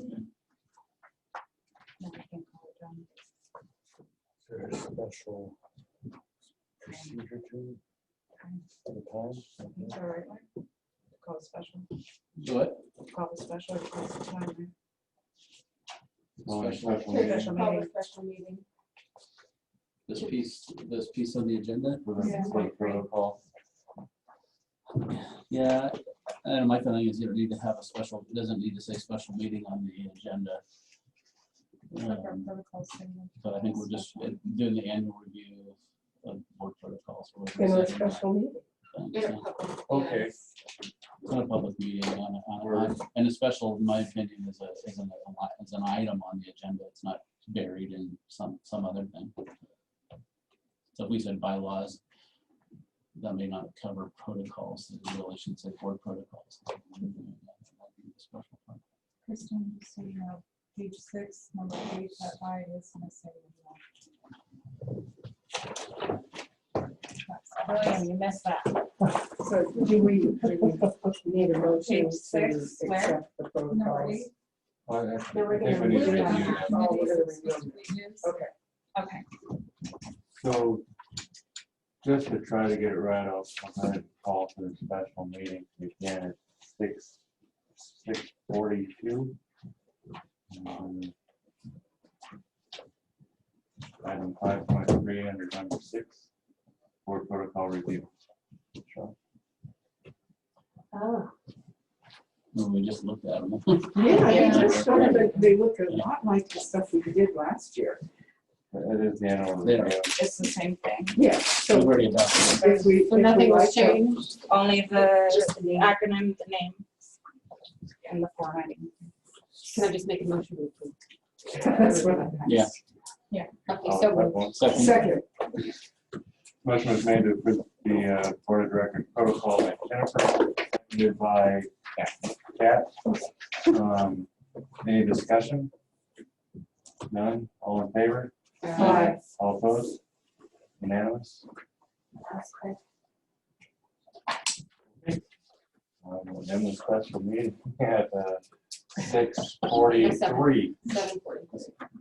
That's 6:43. it's according to 6:43. It's according to- You're right, sorry. Okay, so on to logo proposals. Mike, you have one. Yeah, so I had brought up one that was developed back in October last year. But we've moved and we changed computers and we couldn't find the original Illustrator file to make the modification. So I asked her to make another logo that was similar, addressing some of the issues and then give you some variations on it. You have that, Jennifer? Yeah. And so this is what she came up with. The idea here was to keep it needs to be fairly simple because of the different types of, sometimes these are embroidered on things, a lot of marketing that happens in transit. So it needs to be easy to print and develop like that. So you can't have too tiny of print and things. But, and then the lines at the top were meant to represent, mountains and things like that in Douglas County. But we also thought, we're running the bus company and it kind of looks like a route a little bit that you might see on a transit map, the line on the map there, which is why you see sometimes the double one because sometimes they come across. So anyway, it was just a few variations. I shot it down to Lonnie this afternoon because I knew it wasn't going to be here just to get a comment from him. His one, he liked the middle, but he was okay with all of them. So that's there. What are these others? So we now do have it in an Illustrator file format. What about these others? Hold on a second. I brought it. Jennifer, you thought both of them? Oh. Pretty solid. You want to tell us? Okay, I knew that so this one obviously is just the play on the word up, because I think that's why I liked the whole UPTD thing, was to kind of play on that, and then obviously the TD is a road. I'm not a logo creator like Mike's wife, obviously, but we could just write public transportation district underneath it. I think it's recognizable. And then the other one is just, Dreamy. yeah, it's Douglas County. Yeah, I do like that one. I've been looking at it. I even thought if we could, I don't know how recognizable a seagull is, but to have a seagull up there somehow to represent the coastal area. I was trying to figure out a way to put the coast in Yeah, a it. little bird in it. Anyway, we could put, maybe not a Maybe it's a seagull. buzzard. We do have a lot of those. Maybe like some little roadkill there. Yeah, there you go, a deer. That's Southgate, isn't it? Yeah, something in there. So those are just the two that I. Do they have any input on it? Or your opinion on it? Somebody want to make a motion to adopt one of the three? I work with a lot of different agencies, so I like a nice, my opinion is I like a nice professional looking, kind of concise logo that's small because you have to input these. Sometimes it's hard to use long graphics, so things that are more square or circular work better in terms of the different formats or media that are presented on. And the idea of putting it on t-shirts, hats, embroidery stuff, I do think one of the three that Mike brought in would go better with embroidery type of items. The one Jennifer brought in with the mountains, I think would look cool on other printed items as well. I was only thinking of the side of the buses, to be honest. And if it's made in the right graphic, GP3 or whatever they are, if it's made in the right type of digital, it can be made square. Oh yeah, I just took the little thing, just moved it along. That's my artist skills. I'm sure Mike's wife did not do that. So for No, the benefit of discussion. I don't even know how she does it. I make a motion to accept the third one on Mike's. That's not. Sarah makes a motion for the third one on Mike's, that's the blue and green mountains. Does she have do we have a second? I'll second it. Mike seconds. My favorite was with Bonnie, but I didn't change it. Motion by Sarah, second by Mike. Any discussion? We went from this one to that one to that one. But if I had to pick one of my buses. Yes, I do like the idea of this one being on buses, but Yeah, my only discussion is that all the other locos really represented their area. So that's what I had in mind when I did this one. I kept thinking how cool it would look on the side of the buses and the vans. So could we have a motion, amend the motion to, could the motion end up being this one for letterhead, t-shirts, hats, and one for the sides of the buses, I Cheryl? don't think you want to do that. For the side of the bus for the wraps, we could do a whole nother thing and just have the logo, whichever logo you pick tonight, be a portion of that. But there's nothing that says that the whole side of the vehicle has to be the logo. We could do. Which Yeah, like I stick do it down in think the you might color. want to consider doing because they are pretty plain. Yeah, this is meant to be just a small piece of whatever it is you end up doing. letterhead. Yeah, 'cause they can wrap those. But you want one vehicles. official I'm sure logo. you've seen. One officially, Yeah, we could choose a picture to put on the vehicles that really does completely represent our that area. has like a beach and. I mean, really, you could do Yeah. a variety. Yeah, I think who was it? The school district that had the who was it that had like the different school? Or maybe it was the ambulances. Yeah, Yeah, you remember they had the different high schools and stuff. So that was kind of cool to represent different areas of the county when they did that. So that might be something that you can do on the buses I think it's and a still template have that does that your too. logo. Yeah. Yeah. And the same thing would happen with the dial ride. So this might be a small piece, but really you're looking at a whole new design. Yes. This may not even be that visible on it. Yeah. any more discussion? I like the third one. I'm picking one next. Call for the vote, all in favor? Aye. Aye. All opposed? Unanimous? That was the third one, right? Third one, Yeah. yeah. Because then it was kind of like the two routes, or like the hills and the rivers. And that was my favorite. Once you went to that one, Actually, like, it went that one to that one to that one. Okay, our next one is 6.5, discussion of options for the battle ride game. And I did not make a list of the options, but Mike had suggested Umpqua Connections. When he said it to me, my first thought was that sounds like a dating site. But it could be. It's a whole other use for the bus. Yes. Seniors. We need to think outside the box. So I didn't repeat that to anybody, but the next three people that I presented it to, that was their same response. Wow, that sounds like someplace, like what was the one where you swipe right? I don't know, I can't remember. So, yeah, okay. So, but the other suggestion along those lines would be Umpqua Ride Connections. Because if we're looking at the dial-a-ride system, that keeps ride in there. But then it does change to our district name, but it also has that connections piece in there. It's kind of like, to me, it's kind of like having U-Trans, but when I have a van, I might just call it Connections. You know, I mean, it is technically Umpqua Transit, U-Trans, but so this could be Umpqua Ride Connections, but people can refer to it in a number of ways. Why don't we just call it Umpqua Rides? Yeah, that's what I was Broad thinking. Connection. It's, Could do that too. Yeah. Yeah. But just be clear so I understand this.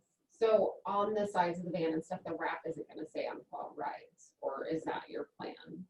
Well, so like the way that it says Douglas Rides now, whatever you guys decide would be the new thing that as we bring new vehicles on board, that would be the new wrap. And it might have a new color scheme since there's blue and green Mhm. in there. to just, Maybe for just a logo, pretty it up. other than dial a ride. I think the van is actually designed nationally, like the color scheme. So Oh, is that right? yeah, I would prefer to keep it. Because you could wrap the, I think you could wrap the whole thing and change whatever, or even change the color. The color on the logos was matched with, so we went into Ford. You said you got the buses from Ford Motor, so we went in there and grabbed the hexadecimal code, whatever that they use for, I forget what it's called in graphic terms, but RDG code. no, it's well, thank God, more detailed because than we that. It's never like the use 6 digits or whatever. it. I forget what it's called. I know it if I heard it, but yeah, that's what I said. And my wife corrected me. So I know you're wrong because I was wrong. But anyway, so then she grabbed the code because that way you can exactly match the color That's perfect, yeah, for like the logo. for the logo. But I'm just saying the blue on the top. If you did wrap it or did something, you could do the whole thing. You could change some of that just so that the color matches. Yeah. Just update, some minor updates with the new logo on the window or new. You could even do a newer design just to make it. In fact, I would just recommend. My wife said that she's never done a bus herself except in school, or a van except in school, and she said that a lot of the wrap companies have their own graphic artists on board. So if you kind of tell them what you want, they can design some pretty neat things that you can do nowadays on wraps and redo all of that. Yeah, the folks that we use here locally, F3B Construction is the name of their company, which is kind of, Yeah. They actually do really good. The bus that is out there that has the Les Schwab top to bottom, where you can see through when you're in the inside, you can see out the windows. There's just a lot of really cool looking things that you can do. Well, then maybe it's providers. The providers can say what goes on their van, just like the buses. So for the areas they serve. Yeah, well, that's kind of why I like the ambulance piece, because it was really specific to different areas in the county. It's areas that you really get behind, So who's going to complain about seeing Sutherland High School or or something down in Myrtle Creek or Candyville or something down there. So I thought that was kind of neat. So, and then you have a smaller logo, you have a smaller design or something when you do something like that, because you want that to be the standout piece. Right. So do we want to choose a name or allow the dollar rights to do their thing? Choose a name and then. Okay, is there a motion for a name, the three that were brought up? And more can be brought in if somebody wants to make a motion. Umpqua There's Umpqua Rides, I like Umpqua Ride Connections, and Umpqua Connections. Umpqua Rides, I think it's two words.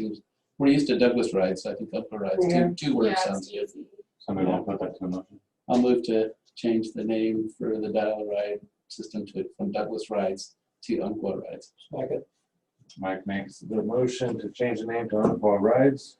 Mark seconds it. Any discussion? All in favor? Aye. All opposed? Unanimous. New name will be Umpqua Rides. The dollar ride.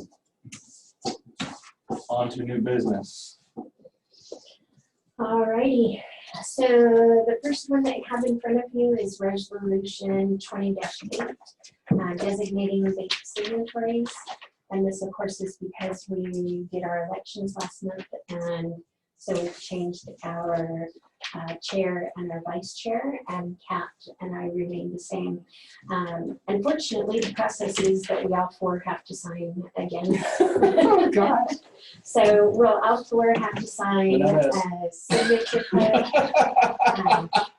But it's interesting seeing as we've had done COVID and they're willing to do a lot of things via email that they never did before. Before, we all had to go in and sign. Yeah, sure. But like for the name change, we were all able to come here and sign and then turn it in. So it's possible they'll let us do that again. Okay, just let me know. Would you guys like the resolution number 2-8 read, or bypass that, somebody make a motion to adopt it? I'll make a motion to adopt resolution number 20-8. Second. Sarah makes a motion to adopt resolution number 20-8, seconded by Jennifer. Any discussion? All in favor? Aye. All opposed, any opposed? Unanimous. Okay, the next one you have in front of you is 20-9. And this is a resolution dedicating a new address of record and phone number. What we found when we ordered the new checks with Umpqua Public Transportation District instead of Douglas County Transportation District is that we are still showing the 610 Southeast Spurs address as the address of record, and the U-Trans phone number as the phone number of record. So this would change that to our current address here and current phone number. Move to adopt resolution 20-9. Second. Mike makes a motion to adopt resolution 20-9, seconded by Kat. Any discussion? All in favor? Aye. All opposed? None, unanimous. Motion passed. Okay, the next one you have in front of you is 20-10. And we realized as we were going through previous meetings and resolutions that we had never actually designated our address here as the location of our meetings. So the last one we had done was the VFW. So I'll make a motion, oh, sorry, go ahead. motion for adopting resolution 20-10. Angela makes a motion to adopt resolution 20-10, seconded by Sarah. Any discussion? All in favor? Aye. Any opposed? Unanimous, motion carries. Hold off on this next one, please.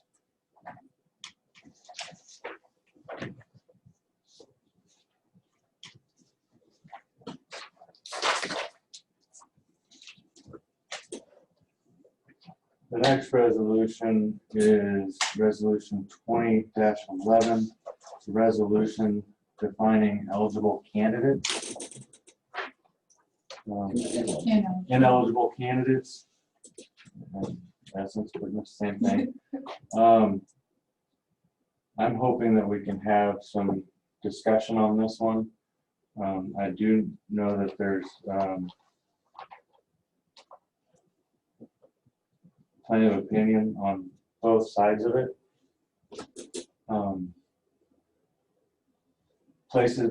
Boards such as the school board in Roseburg, for example, they do prevent employees from being on the board. They can run, but they have to resign from their employment before getting on the board. One argument is employees would essentially be on a board directing a general manager or a district manager to do something. So they would see it as an employee telling the employer what to do, and it causes a conflict of interest.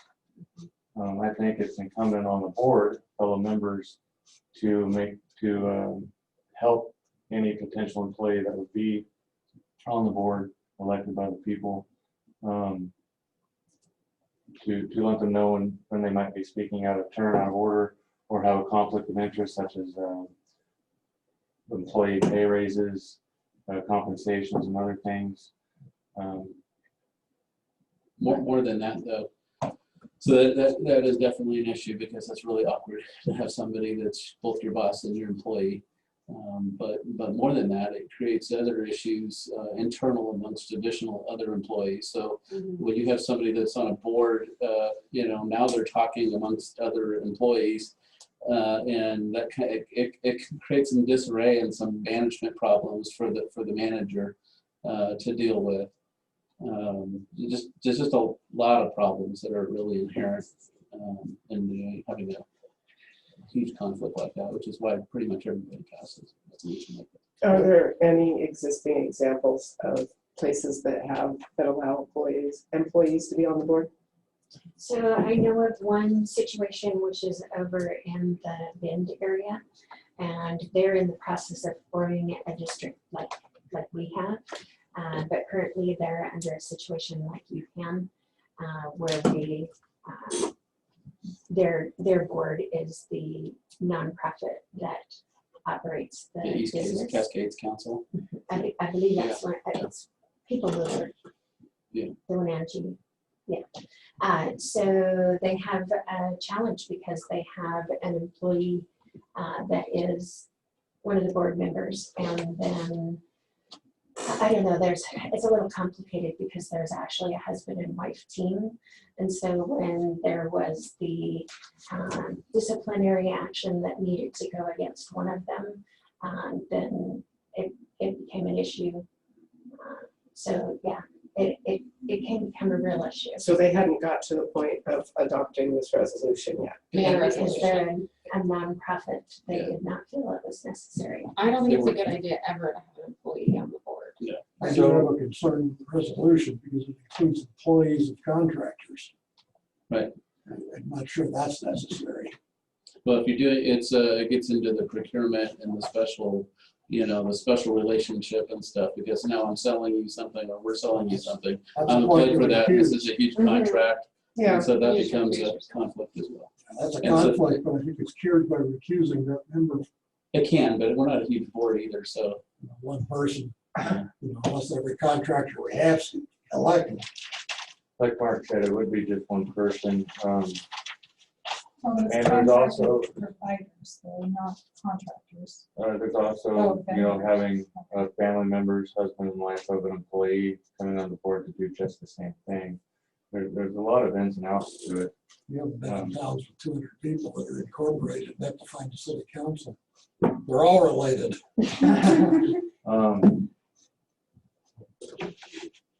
We have 20 months until the first election that would be affected by this ordinance comes in. We would essentially, extensively be taking the option away from the voters to choose if they wanted to allow it or not, which I think in our democratic tendencies is an important thing for the voters to have a say in who they want. Maybe there's an employee that's really proven themselves to the public that the public wants in there, and we would essentially be taking their choice away from them. So what I would, But that could apply to a 17-year-old. so what I'm hoping That was for my is first that we, I would like to table this because we do have 20 months until the first election that would be affected by this comes around, and not just respond to it right away. There is no urgent need for it. I do understand that we have to do it within 1 year of the next election that it would affect. So I would like, John, I guess I'd take a little different tact. I would like to do it. I would like to proceed. And part of the reason is, yes, it doesn't affect this upcoming election, except in the manner that if an employee wanted to, well, legally they could. By the time the next election would come up in 2 years, they would have to either resign their position with Umpqua Transit, or resign their position, or whoever the entity was that was in violation, or resign from the board. And it just kind of gives you notice ahead of time that, hey, if I want to continue to be on this, then it just allows you to, if you're going to be eligible or not the next year, because these are 4-year terms. So I would recommend that we just go ahead and proceed today and take care of it. So you're saying that an employee couldn't even file to run and then resign from their job if they're elected? So in That's what he's saying, in they can, but it's 2021, enough I'm saying in the notice. next election. yeah, in this if next they- election in 2021, an employee could potentially apply for the board, and if they were elected, they would be able to serve until the next election in 2023, at which point for them to continue their term, which might last till 2025, they would either have to resign from the board or they would have to resign from the city, only serve half a term. And so it just, I would kind of want to know up front that I'm elected to a 4-year term and I want to serve my 4-year term. I'm not in it just to serve for a year or two. So I still don't see the rush, because even if we took 3 more months to it so that people can digest it, even if you think it's ridiculous, I don't see a rush to get it done today. I'd like, because we are essentially taking the choice away from our voters, the people who elected us, taking it away from them. I'd like for us to actually have some serious thought for them in this. So if somebody has a motion to table or a motion to adopt, I'm open to. I'll make a motion to table. So I haven't got reaction. motion was made to table, seconded by Kat, seconded by Mark. All in favor? Till when? I think you have to table it to Oh, a specific. December. And can we have it as a standing agenda item to bring back and discuss? We'll discuss it. Yeah, it'll be in December. No, every month. No, every month until. We Oh, talk about it yes, every month. yes, please, great, yes. And we're talking So a about standing agenda item. Let's bring that motion into after this one is, if this Okay. motion passes for the table. If not, we may be adopting. So the motion is to table until December. Seconded, made by Kat, seconded by Mark. Any discussion? All in favor? Aye. No. One opposed? I have another comment on it too. It says any vendor to the district, that would mean Just a second, Mark, I'm sorry. Any opposed?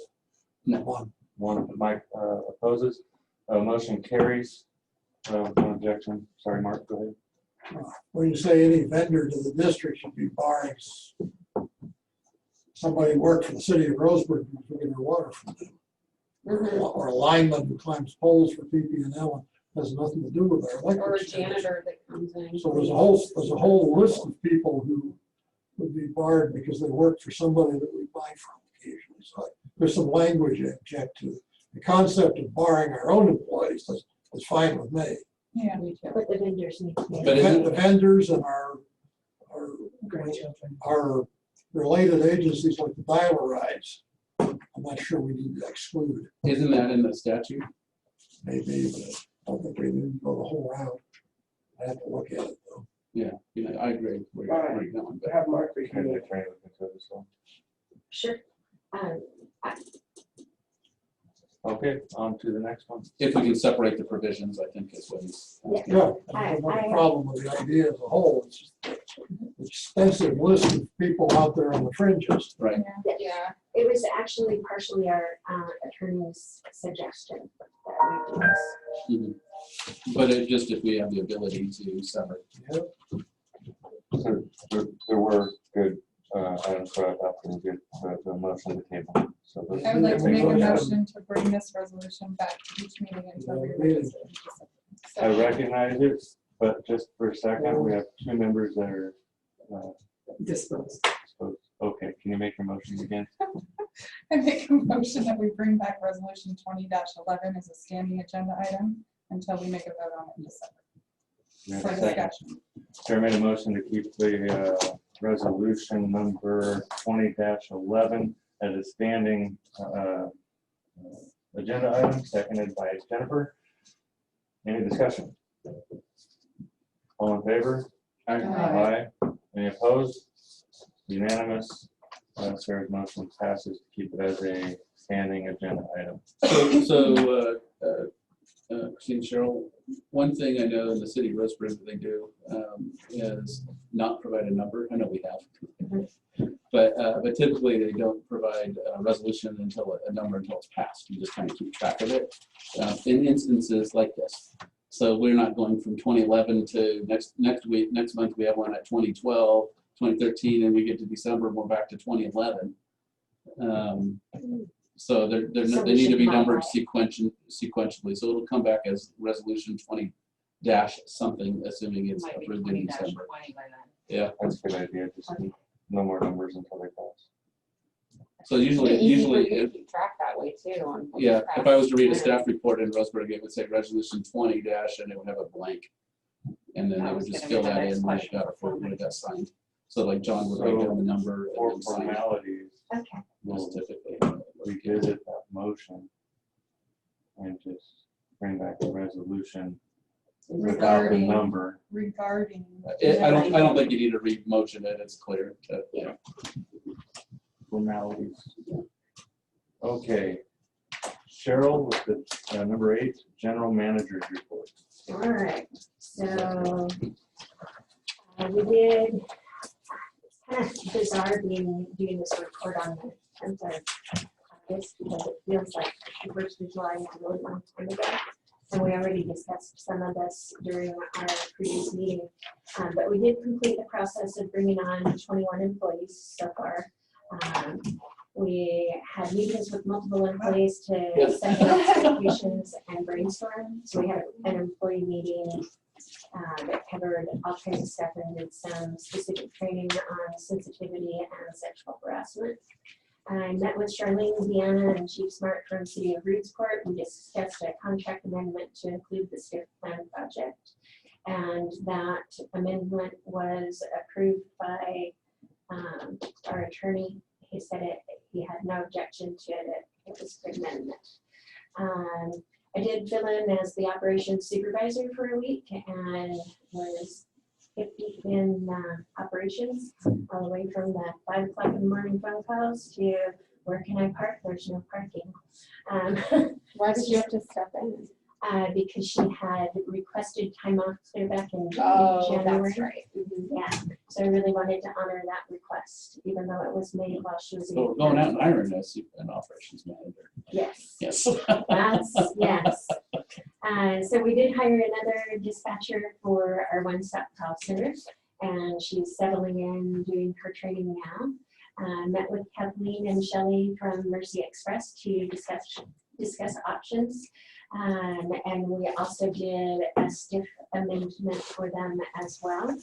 And we have had a really hard time finding a supplier for disposable gloves. Our drivers wear gloves anytime that they're going to touch a client's belongings or their wheelchair when they are securing their wheelchair for transport. That's what cost her the other day. You're talking about the rubber gloves. Just the single, Yeah, the disposable. gloves, yeah. Yeah, so, well, we had always purchased them from a specific vendor, and then they went, if you're not medical personnel, you couldn't purchase them. Yeah. So we finally just got through Uline, we were able to purchase up to 100 boxes. So we purchased large and extra large. They still did not have medium or small available. And we put out a notice to the providers, if anybody needs them, that we would provide them for them. Sort of like we did with the masks. What else did we do? We did hire a sanitation tech. So she is working in the buses, doing that deep cleaning stuff. Sanitation engineer. Yes. That's her next step. She's promoted. Yes. Next completed the process of doing the magnetic lock. So everybody now has a key card to get into the building. And we are able to control our entries, keeping them locked at all times. We put a doorbell out front. So it's just a measure of security, especially now that we have COVID and we're supposed to be taking people's temperature every time they come in the door.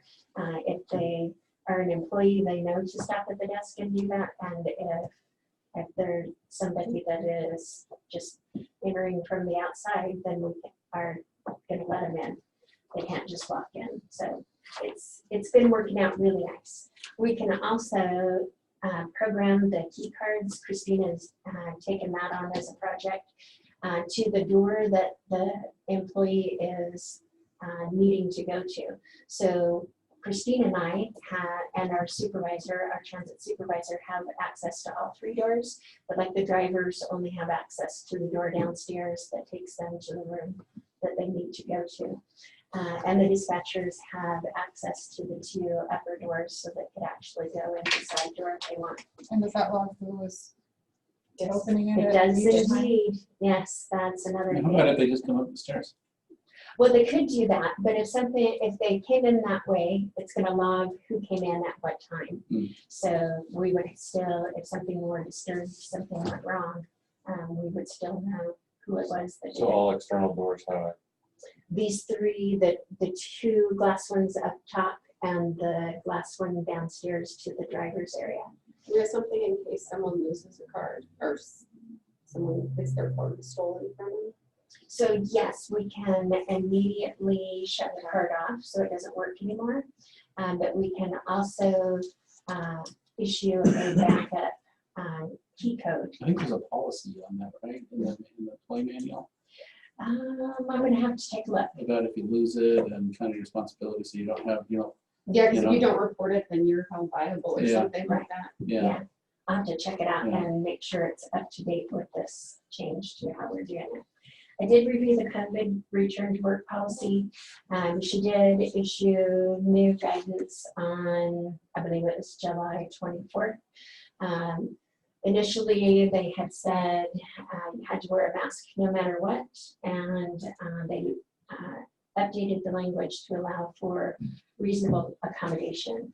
So the drivers don't have to like basically check what's your, how do you prove you have a reasonable accommodation? And it's really against the ADA guidelines for us to ask anything more than, like with a service dog, you can ask, is the service dog required due to a disability, but you can't ask what the disability is. So we're just asking people now to sign that they are asking for a reasonable accommodation due to a medical condition. And that takes the liability off of us. If OSHA is on the bus and writing and taking a look, That's not a state mandated thing that we have to ask for a signature. We want to do something that is going to prevent us from being fined. I just feel like it makes their disability more obvious or something. Because But the you're not regular asking people, about the disability, you're asking for a reasonable accommodation due to a medical condition. It's not you're singling them out. Let's say what, if someone comes on with a dog, it's the same thing. So I don't have a disability. Well, not that I'm going to tell you guys. But I do have a real difficult time wearing the mask. And it is something that's new this year. I hadn't been sick in years, and I got really sick in January. And now I have that hard time catching a full breath, and then you put a mask on, and I can barely walk through Costco as it decreases the amount of oxygen intake, So I totally get that, but we want to be safe so that the whole thing is a liability thing. RBTD got fined repeatedly because they were not doing things like that, not requiring people to wear a mask, they had the requirement posted, but the drivers weren't enforcing it. But it's pretty hard to enforce because you don't know if they can't wear a mask. Yeah, if you pick And up if the bus, then the agency itself could be fined. Right. And it's like, if you have to sign something that makes it possible to track you. Well, And the so violations I get can bigger sign- as you get more. Yeah, I could sign X, I could just scribble. It doesn't say that it has to be a legible signature. We're not asking for a phone number or any other identification. Just We the just signature. want, just something that says, I'm asking not to wear a mask on the bus. The other agency that's doing inspections and isn't always in agreement with OSHA is OHA, Oh, Oregon Health Authority. So you might want to just kind of check with their rules or Guidelines. parameter guidances and make sure you're it's there too, so you don't get nailed. And I don't know what kind of, you know, I know OSHA nails you hard. Yeah, it's like $7,500. Starting, to start. and then it can go up a lot. Yeah. I know our agency takes it really seriously. And you also get people who just absolutely refuse to cooperate in any way, shape, or form. True. Yeah. So if they And won't they're sign, or they possibly just not doing- coming on? Well, we haven't had anybody go that route yet, but yes, we are willing to go to those lengths. And we just met with our drivers this weekend. We had a pretty long, in-depth, we went over bus rules, enforcing bus rules, how they interact with the police powers policy that we put into effect just over a year ago. We made sure that for everything that is in the police powers, there is a bus rule that is the complementing piece to that. Yeah. So we did a lot of training on those things and gave a lot of scenarios about when you don't enforce the rules, what does that do to the next driver? And how your drivers feel about it, They're enforcing. they're fine with it. They would much rather have something that where somebody is signing away. This is, you know, I am acknowledging I have a reason not to wear this than dealing with the flack of they call them the mask police, you know, that are not wearing a mask. How come they're not wearing a mask? You said I had to wear a mask. He's not wearing a mask. You know, so it relieves that piece for them, and that's helpful. Okay. So yeah, they were really okay with it. So we did arrange for all of the employees to meet with Sandy from Edward Jones to start that process for the SCP, for the retirement fund. We upgraded a number of dial-a-ride tablets. We did find some glitches that had to be resolved. It was a Verizon, I don't know, Just not communicating, or what was, So the programming for the dispatchers to be able to communicate with the providers is route match, and route match requires a certain IP address, and Wasn't- Verizon had it set to internet IP okay, so rather it's than static IP. Yeah. okay, that was it. I knew somebody knew. She's the one that is really good with making those tablets. How'd you guys figure that out? Troubleshooting between two of us here in the building, and between two organizations. Yes. All right, so we did provide tablets to a number of the providers. We still have a number to go. And I'm gonna let John take number 13. For your information, we are officially landowners as a district. Yes. We indeed. closed, was it closed really that short time ago? Yeah. July 21st, we were officially a district of land ownership. Nice. Yep, that's pretty exciting. So the day after the wire transfer completed, I attended another pre-application conference with City of Roseburg and IE Engineering. And so we went through the plan again and more in depth. And then IE Engineering just provided for me, I guess it came in on Friday, but I found it today, a very in-depth pricing. There's a better word for it, but it goes through the whole project and what the price for the project would Like be. an itemized? Yes, itemized list, yes. So it has, there's no utilities, there's no drain, there's no nothing, it's just bare land. So there will be, there's a lot of it is just getting those things in place. Getting the storm drain from the middle of Diamond Lake Boulevard over to catch that. So it is a project that we're definitely going to want to do in stages so that we can start out with just getting the bus parking piece done and then move forward with the building. I'm going to continue to apply for grants that would cover those building costs so that we don't have to continue to, if we are able to get the full amount in a loan from the infrastructure bank, we only have to draw down whatever piece it is that we need. So whatever we're paying for the initial construction or excavating, draw down that, and that's the only thing we're making payments on. And then as we improve it, each amount that we spend and draw down, then we make payments on that as well. So it's not like we're making payments on the full amount that we're allowed to, excuse me, allowed to borrow. It's just on the piece that we're. But it'll happen relatively quickly.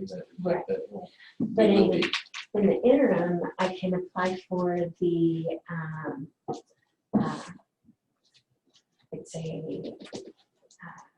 a stiff discretionary project that is, I believe it's November when we have to have those in, and we would find out right about the first of the year whether or not we qualify I'm for gonna that. bet Jennifer will give us that exact date when she does her. Yes. Yes. So, and that is the type of project that typically you can get in a discretionary bid is something that is a single one-time event. So we'll try for buses or vehicles, and we'll try for the money for at least the building. All right. So we did complete the grant process for the project that Jennifer had brought to our attention. That is the North Douglas County Veterans Medical Transportation Connector. And the next step in that project, we just got the executed grant agreement, is to put out an RFP. So even though Southland Wheels and North Douglas Betterment are the two entities that put it together, as the qualified entity, we are required to put out an RFP and request proposals. Chances are they're the only two that will respond, but it's possible that others will respond as well. So there's nothing that says you can't have multiple providers doing that, right? If they all want to connect together. they'll put a proposal in, and then we have to select what proposal best suits what the project is. Yeah. I did order the 72-inch monitor for the boardroom, but they were not able to deliver it until the 13th. We thought we would have it here. We were very excited, and on the day that I thought it was going to be delivered, I got the notification that they were going to send me an email to schedule the delivery. I did meet with Brian Krawitz from BP Media. He is interested in working with us. He has done a lot of the advertising on the side of the buses, and he wants to come to some kind of agreement, whether it's he pay us a monthly fee to be able to get advertisers and put them on the bus, and he would keep the proceeds from the advertisement. My suggestion was that we do more like a 50-50 split. He does the work, we provide the medium for the advertisement, because right now there's very little, and I suspect that he probably has somebody lined up, but there's very little advertising on the buses right now, and that was just because we were going through this process of change. So just one of the suggestions I have is around that advertising. I talked to Mike Fieldman about this one time, was to, a lot of times they would pay for it, and then their advertising would stay on for months and months, year, after the Lots for advertising. take it off. Yeah. And make yourself your own advertising to advertise, thing that instead of running a blank bus, advertise the space, Right. so that you can sell it and be able to replace it like that, instead of giving somebody free advertising for a year. We don't want to make him the single provider. Well, and so the other thing that we really want to look at is if we have somebody to manage it, whether that is a contract with BP Media or if we decide to do it in-house, somebody has to have the time to do it. In the years that I had the time to work on it, because that was part of my job, the income from it was up to $35,000 one year, but it ran $25,000, $24,000, $18,000, down to this last year that we didn't have the time to manage it at all. And we only had like $3,000. Yeah, I think giving him a percentage incentivizes him to continue to change it out and charge as much. But there's other media Yeah. companies as well that might be interested. He's Yeah. just the only one that has Has come. come forward. And Would we have to RFP it? so that is a very good question. If It depends on probably what potential- you anticipate your revenue being and what the cost, so if the potential is greater than $10,000 worth of then income, you probably have which to. it is, I think we should RFP it, get Yeah. other ideas.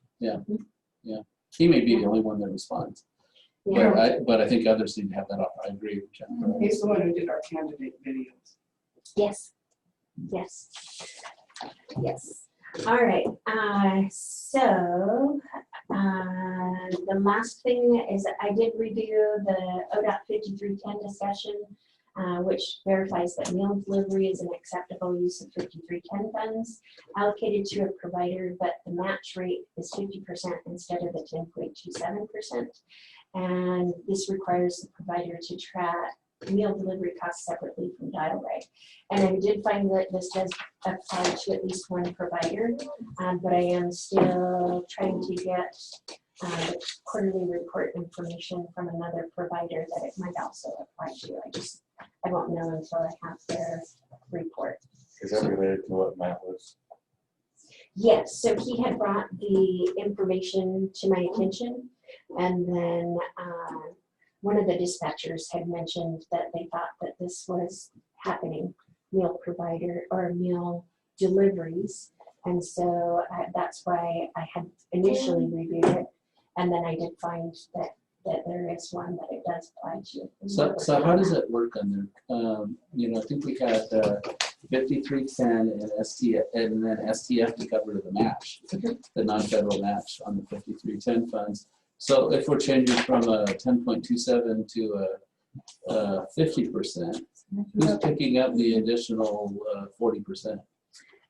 There has not been a proposition brought to the district to amend their contract regarding that. So So we're picking it up? no, at this time it would be the provider.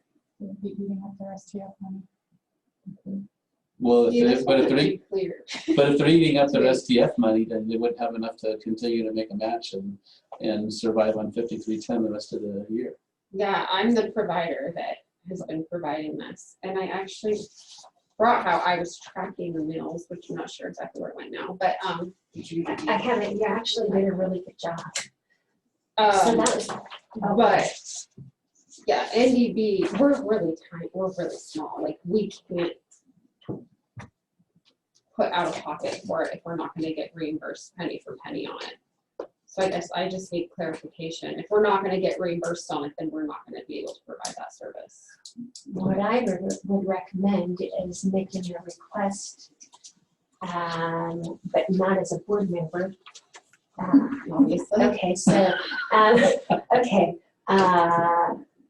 make the So request. as a board member, I would suggest that Jennifer talk to you offline as the provider about this. Yes, because I can make a contract amendment for any provider, run it through our lawyer, and as long as it falls within the guidelines of what the finances that we have available, that's something that we can look at doing.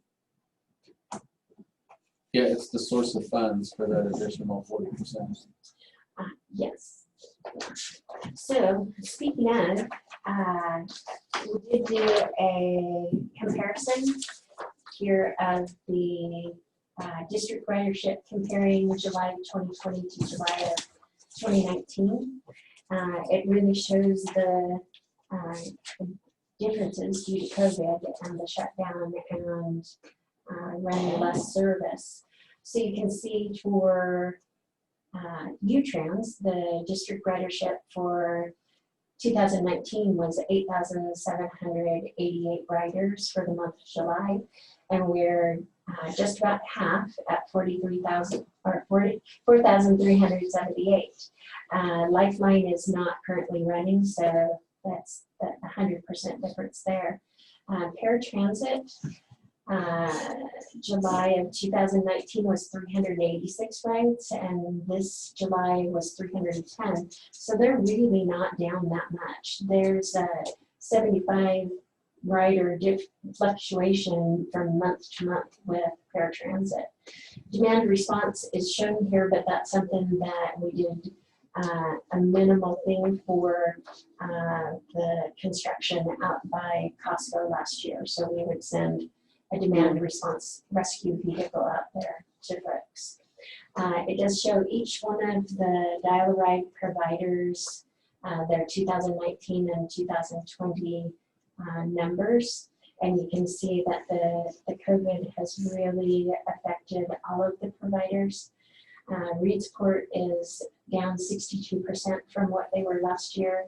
Winston is down 45%. Mercy Express is down 19%. Sunrise is 45%. UHH 52%. UBDN 48%. And NDB is 84%. But I want to point out here that in addition to providing rides, NDB is providing meal deliveries. So they're doing 15 meal deliveries each week that serves 44 people. And so for the total month of July, they did 60 deliveries serving 176 So people. potentially they're down so low that even doing the meal deliveries, you're even using some of your STF at 50% maybe within their allocation anyway. Yes, I definitely. think that's what happened. Yeah. So I wasn't aware that this was happening until just recently, and I want to give a huge shout out to NDE. That is a lot of meals delivered to a lot of people that wouldn't have been able to reach it otherwise. That's awesome. So overall, as a whole, dial-a-ride is down 60%. Sutherland has not yet started up service yet, and they still don't have a clear date as to when they might want to do that. So I don't know if we want to. And why is that? And so they. They're the only one. So I mean, what are they saying that nobody else? Well, the response was, because we did ask that question today, that the city manager hasn't given the go-ahead for them to start the service back up again. Do they know everybody else is? Yes. Yeah. And also they have two, I think they're down to 2 drivers. Yeah. All right. But that looks in line with other transit agencies. It does. It's very, very close. Okay, on to, somebody got any questions, Cheryl? On to number 9, Jennifer Boardman. We will unmute her. Good evening. There we are. How are you? Doing well. Good. There we go. Now you're turned up. Go ahead, Jennifer. I'm going to give a quick rundown on the funding that we have coming up. As Cheryl mentioned just a few minutes ago, we do have a discretionary grant that's going to be coming up. The applications are due on November 2nd. These are discretionary funds. Last quarter or last biennium, the focus was on capital projects, so buses and facilities. So this would be an ideal project to put forward for your facility needs. We anticipate that we'll probably have about the same amount of funding as we did last biennium. And I believe that we gave out about $20 million, but I could be a little bit high on that. The next application that's due is the STIF formula. And that one is due February 1st. Couple of things with both of these grants. Especially the formula fund, you do have to have your stiff stack or whatever you guys are calling your board actually meet, and then create that stiff plan, put it forward, and then that gets turned in. We do also have 4 other funding sources that the due date are all March 1st of 2021. So it's section 5304, which is a planning grant. Opportunity to perhaps get your coordinated health and human services plan updated with that one. 5310, which is the regular formula biennium fund. 5311, the fixed route formula, and then the STF formula as well. At this point, yes. What about the, what was the one, Cheryl, that I brought to your attention that looked like we needed to do from the FAST Act for transit agencies? The TAM plan, the Transit Asset Management Plan. For grant funding? Is that something we need to have in place in any specific time? It's required of all transit agencies that receive federal funds? Those are the only ones that have to have the specific plan. So you guys are under ODOT's plan. If you are an MPO, then you do have to have a separate one. So RVTD and JCT both have a separate TAM plan. If we become an MPO, how long do we have to create one?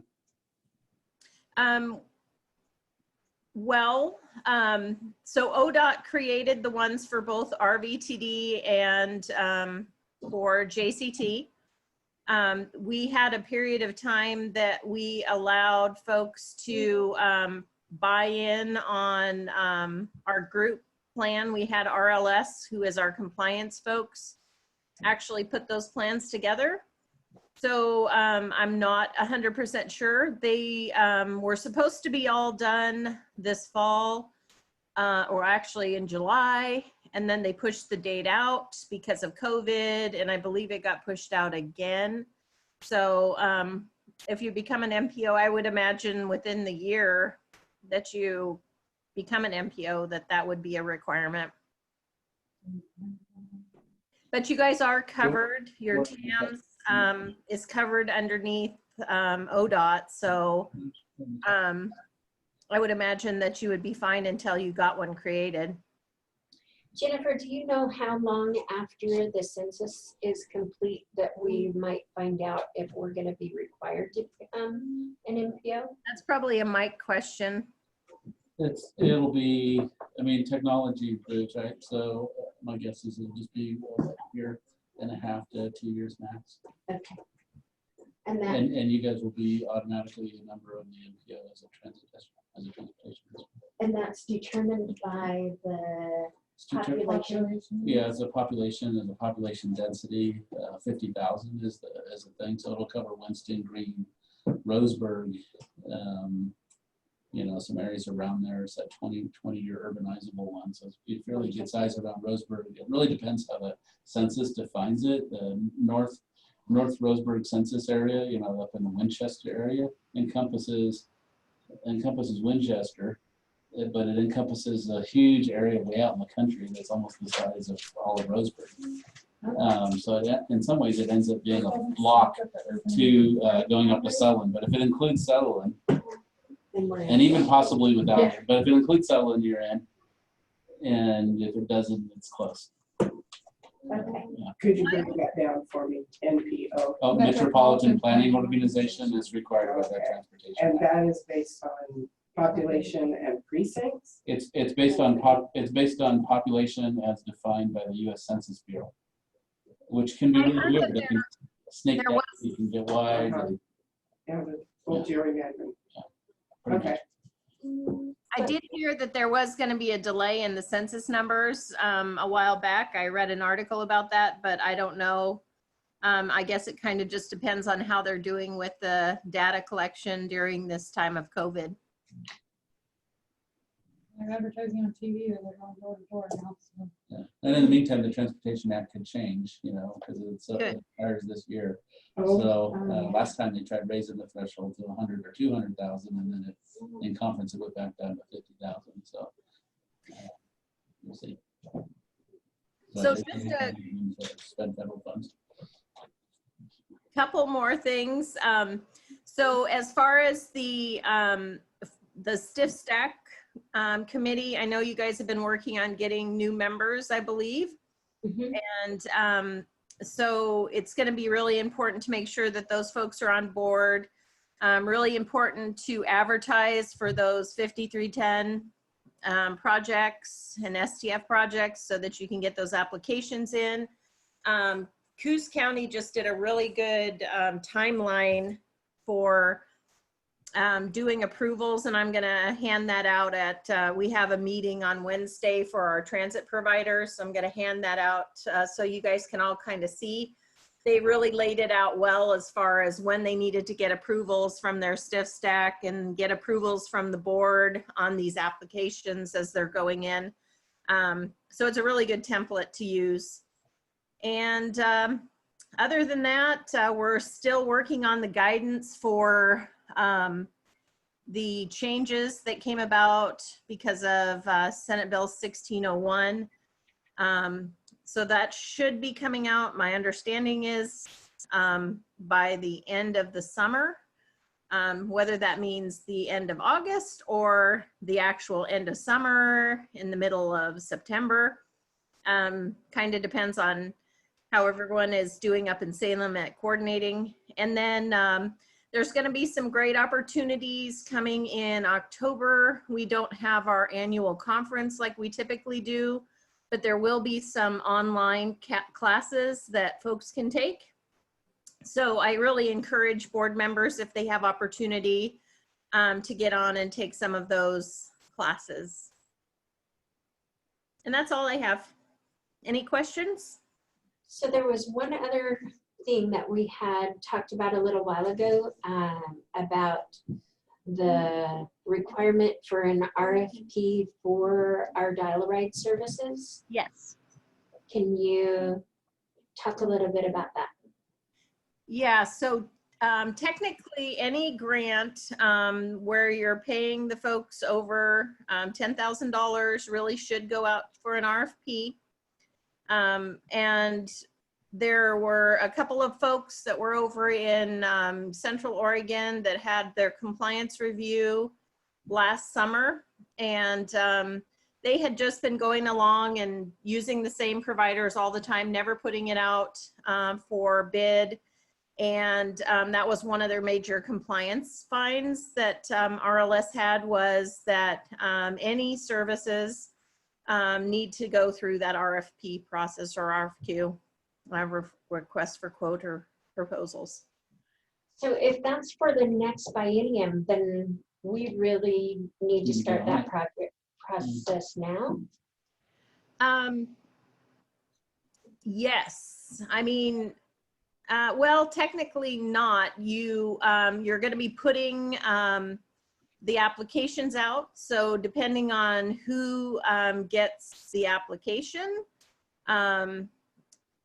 So yeah, I guess it's kind of like the chicken and egg thing. That's a good question. Let me do some checking and see how other folks do it, and then I'll get back to you on that. It seems like you would want to do it as soon as you can to give Yeah. both the providers some assurance that they're going to continue as a provider, or to be able to transition to a new provider or something, if that's what was going on. Okay. So when we have our provider meeting, which we're probably going to do, we're going to plan that after our provider meeting tomorrow. Would you be willing to attend that and help me out with that? Sure, I will. So it's tomorrow? No, that one's with you tomorrow. Is it? Oh, no, Wednesday. Wednesday. Wednesday. Yeah, so I wanted to have the information that you're going to provide on Wednesday and make that available to all of our providers and provide more, specific information. As far as a timeline, or as far as RFQs, or? All of that, yes. Okay. Yeah. I can definitely put something together, and I should be able to find out an answer as far as how other folks do it. Yeah, good question. Okay. Time to research. All right, thank you. Is that all from Jennifer? Anybody have any questions for Jennifer? Thank you, Jennifer. Not on agenda item number 10. Just so nobody thinks it's brushed under the rug, we did get an update on that incident at Walmart. Oh, yes. I think we all saw the email thread for that one. Mhm. It was pretty much closed after an investigation from the police department. Yes. That's really good news. Okay. Not on agenda items. I had a question. My sister found a Pacific Power and Light grant, and she's been working with the Pacific Power and the solar people for quite a while. And she said we need to ask for 3 buses, and they will give us a charging station as well. And that's what they gave last time. So I brought it into Cheryl, and I want to know what's happening. That's, Is it feasible? it is feasible, yes. Yeah. So I need to get further into the application. I barely got started, and I need to get in there. And then I might tap in for resource. Yeah, I would hit Diana up, maybe my sister. And what, do you know what the due date is on? No, but it's about 2 weeks from now, if I'm Oh not my God. mistaken. Oh my God. Scott Chansey might be Yeah, familiar with reach that out to too. Scott, because he was doing bunch of Yeah. things. Okay, And Smart also. We also partnered with them. A meeting in Reedsport. Either, I mean, we've talked about that in the past, to be able to have them attend meetings as well, since we serve better. or for us to hop on over there. Right, So for that, would we Summertime? want yeah, to summertime. It is do that summertime. while it's still summertime? So we probably have from now through October, because the beginning of October Yeah. is still fairly warm. Yes. It'll start getting, Yeah, I can probably Coordinate. help find a location if we need one. okay, I'm sure the county would love it. Winchester Bay has an Units. event center, the MAC, I think it's called. But Tatiana knows all about how to access that. Okay. The city hall chambers as well. Yeah, I think staff can just locate a spot, and if they need some, if you have any ideas, just forward them to. I'm Could we just have a- happy to fill in So there. would we like to look at potentially, I think maybe between now and September will be too soon to do that. So the October meeting, would that be too early for anybody or? No. So If they October and need to report. As long as you're promising it'll be warm. I Yeah. promise it'll be as warm as you dress. Would you look into finding somebody to facilitate us? Okay. Okay. Would it be And- possible maybe to always have like our annual October? Yeah, Oktoberfest. So that this community knows. When's Dew Fest? Oh, it's already. That's the It's end of- officially that's end of licensed. July. Yeah. End of July. Yeah, it was about 2 I weeks think ago. that'd be up to the administration every time, every year, Okay. because we're gonna go through board elections and maybe people don't want to. No, everybody would want to. We just need to have a tradition. We'll have to start it. Yeah. Cool, and then we can have a bus take us over there. We'd have to meet up early. Some people might have to take time off work on Monday to get over there on time for our meeting at 5:30. I can pick people up on the way. I can drive the bus. Oh, God, yes. Okay. And we're allowed to have open This is kind of the way containers. we should go. Where's the party Would, bus? would- would we be limiting the bus to board members and staff, or people that wanted to attend the meeting? I would say board members and staff. Okay. I think it gets in, I don't know. It's already a real party. Yeah. That's where I was leaning, but I wanted to throw it out there. I mean, I can drive. If someone from the public wants to go, I'll take my own vehicle and drive. Well, I mean, we don't have a bus escorting Reedsport people over here for our meetings, so We I just, don't think it's we could zoom it from there, it's fine. you know. Okay, so October over at Reedsport. Mike, Nothing. Sarah, Mark, anything from staff? I said plenty of things. Move on to number 11, public comment. We'll limit this to 10 minutes in total. Is there anybody from the public that wishes to speak? How many watchers have we? And hang on a second, we're unmuting you. Oh, they're all on. Everybody is unmuted, themselves muted. so we'll give them about 5 seconds And is to our volume say something. It should be the same. volume Natasha, as- no, thank you. Okay, nothing from the public. Anything from Kelly?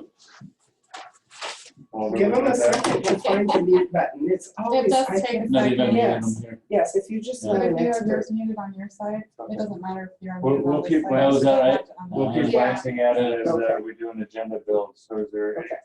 so for the next agenda, we will have the revisit to the resolution just for discussion purposes, not for action. Can you make sure, can you talk to the attorney before the next meeting? So we at least have an update on what we can and can't do with that?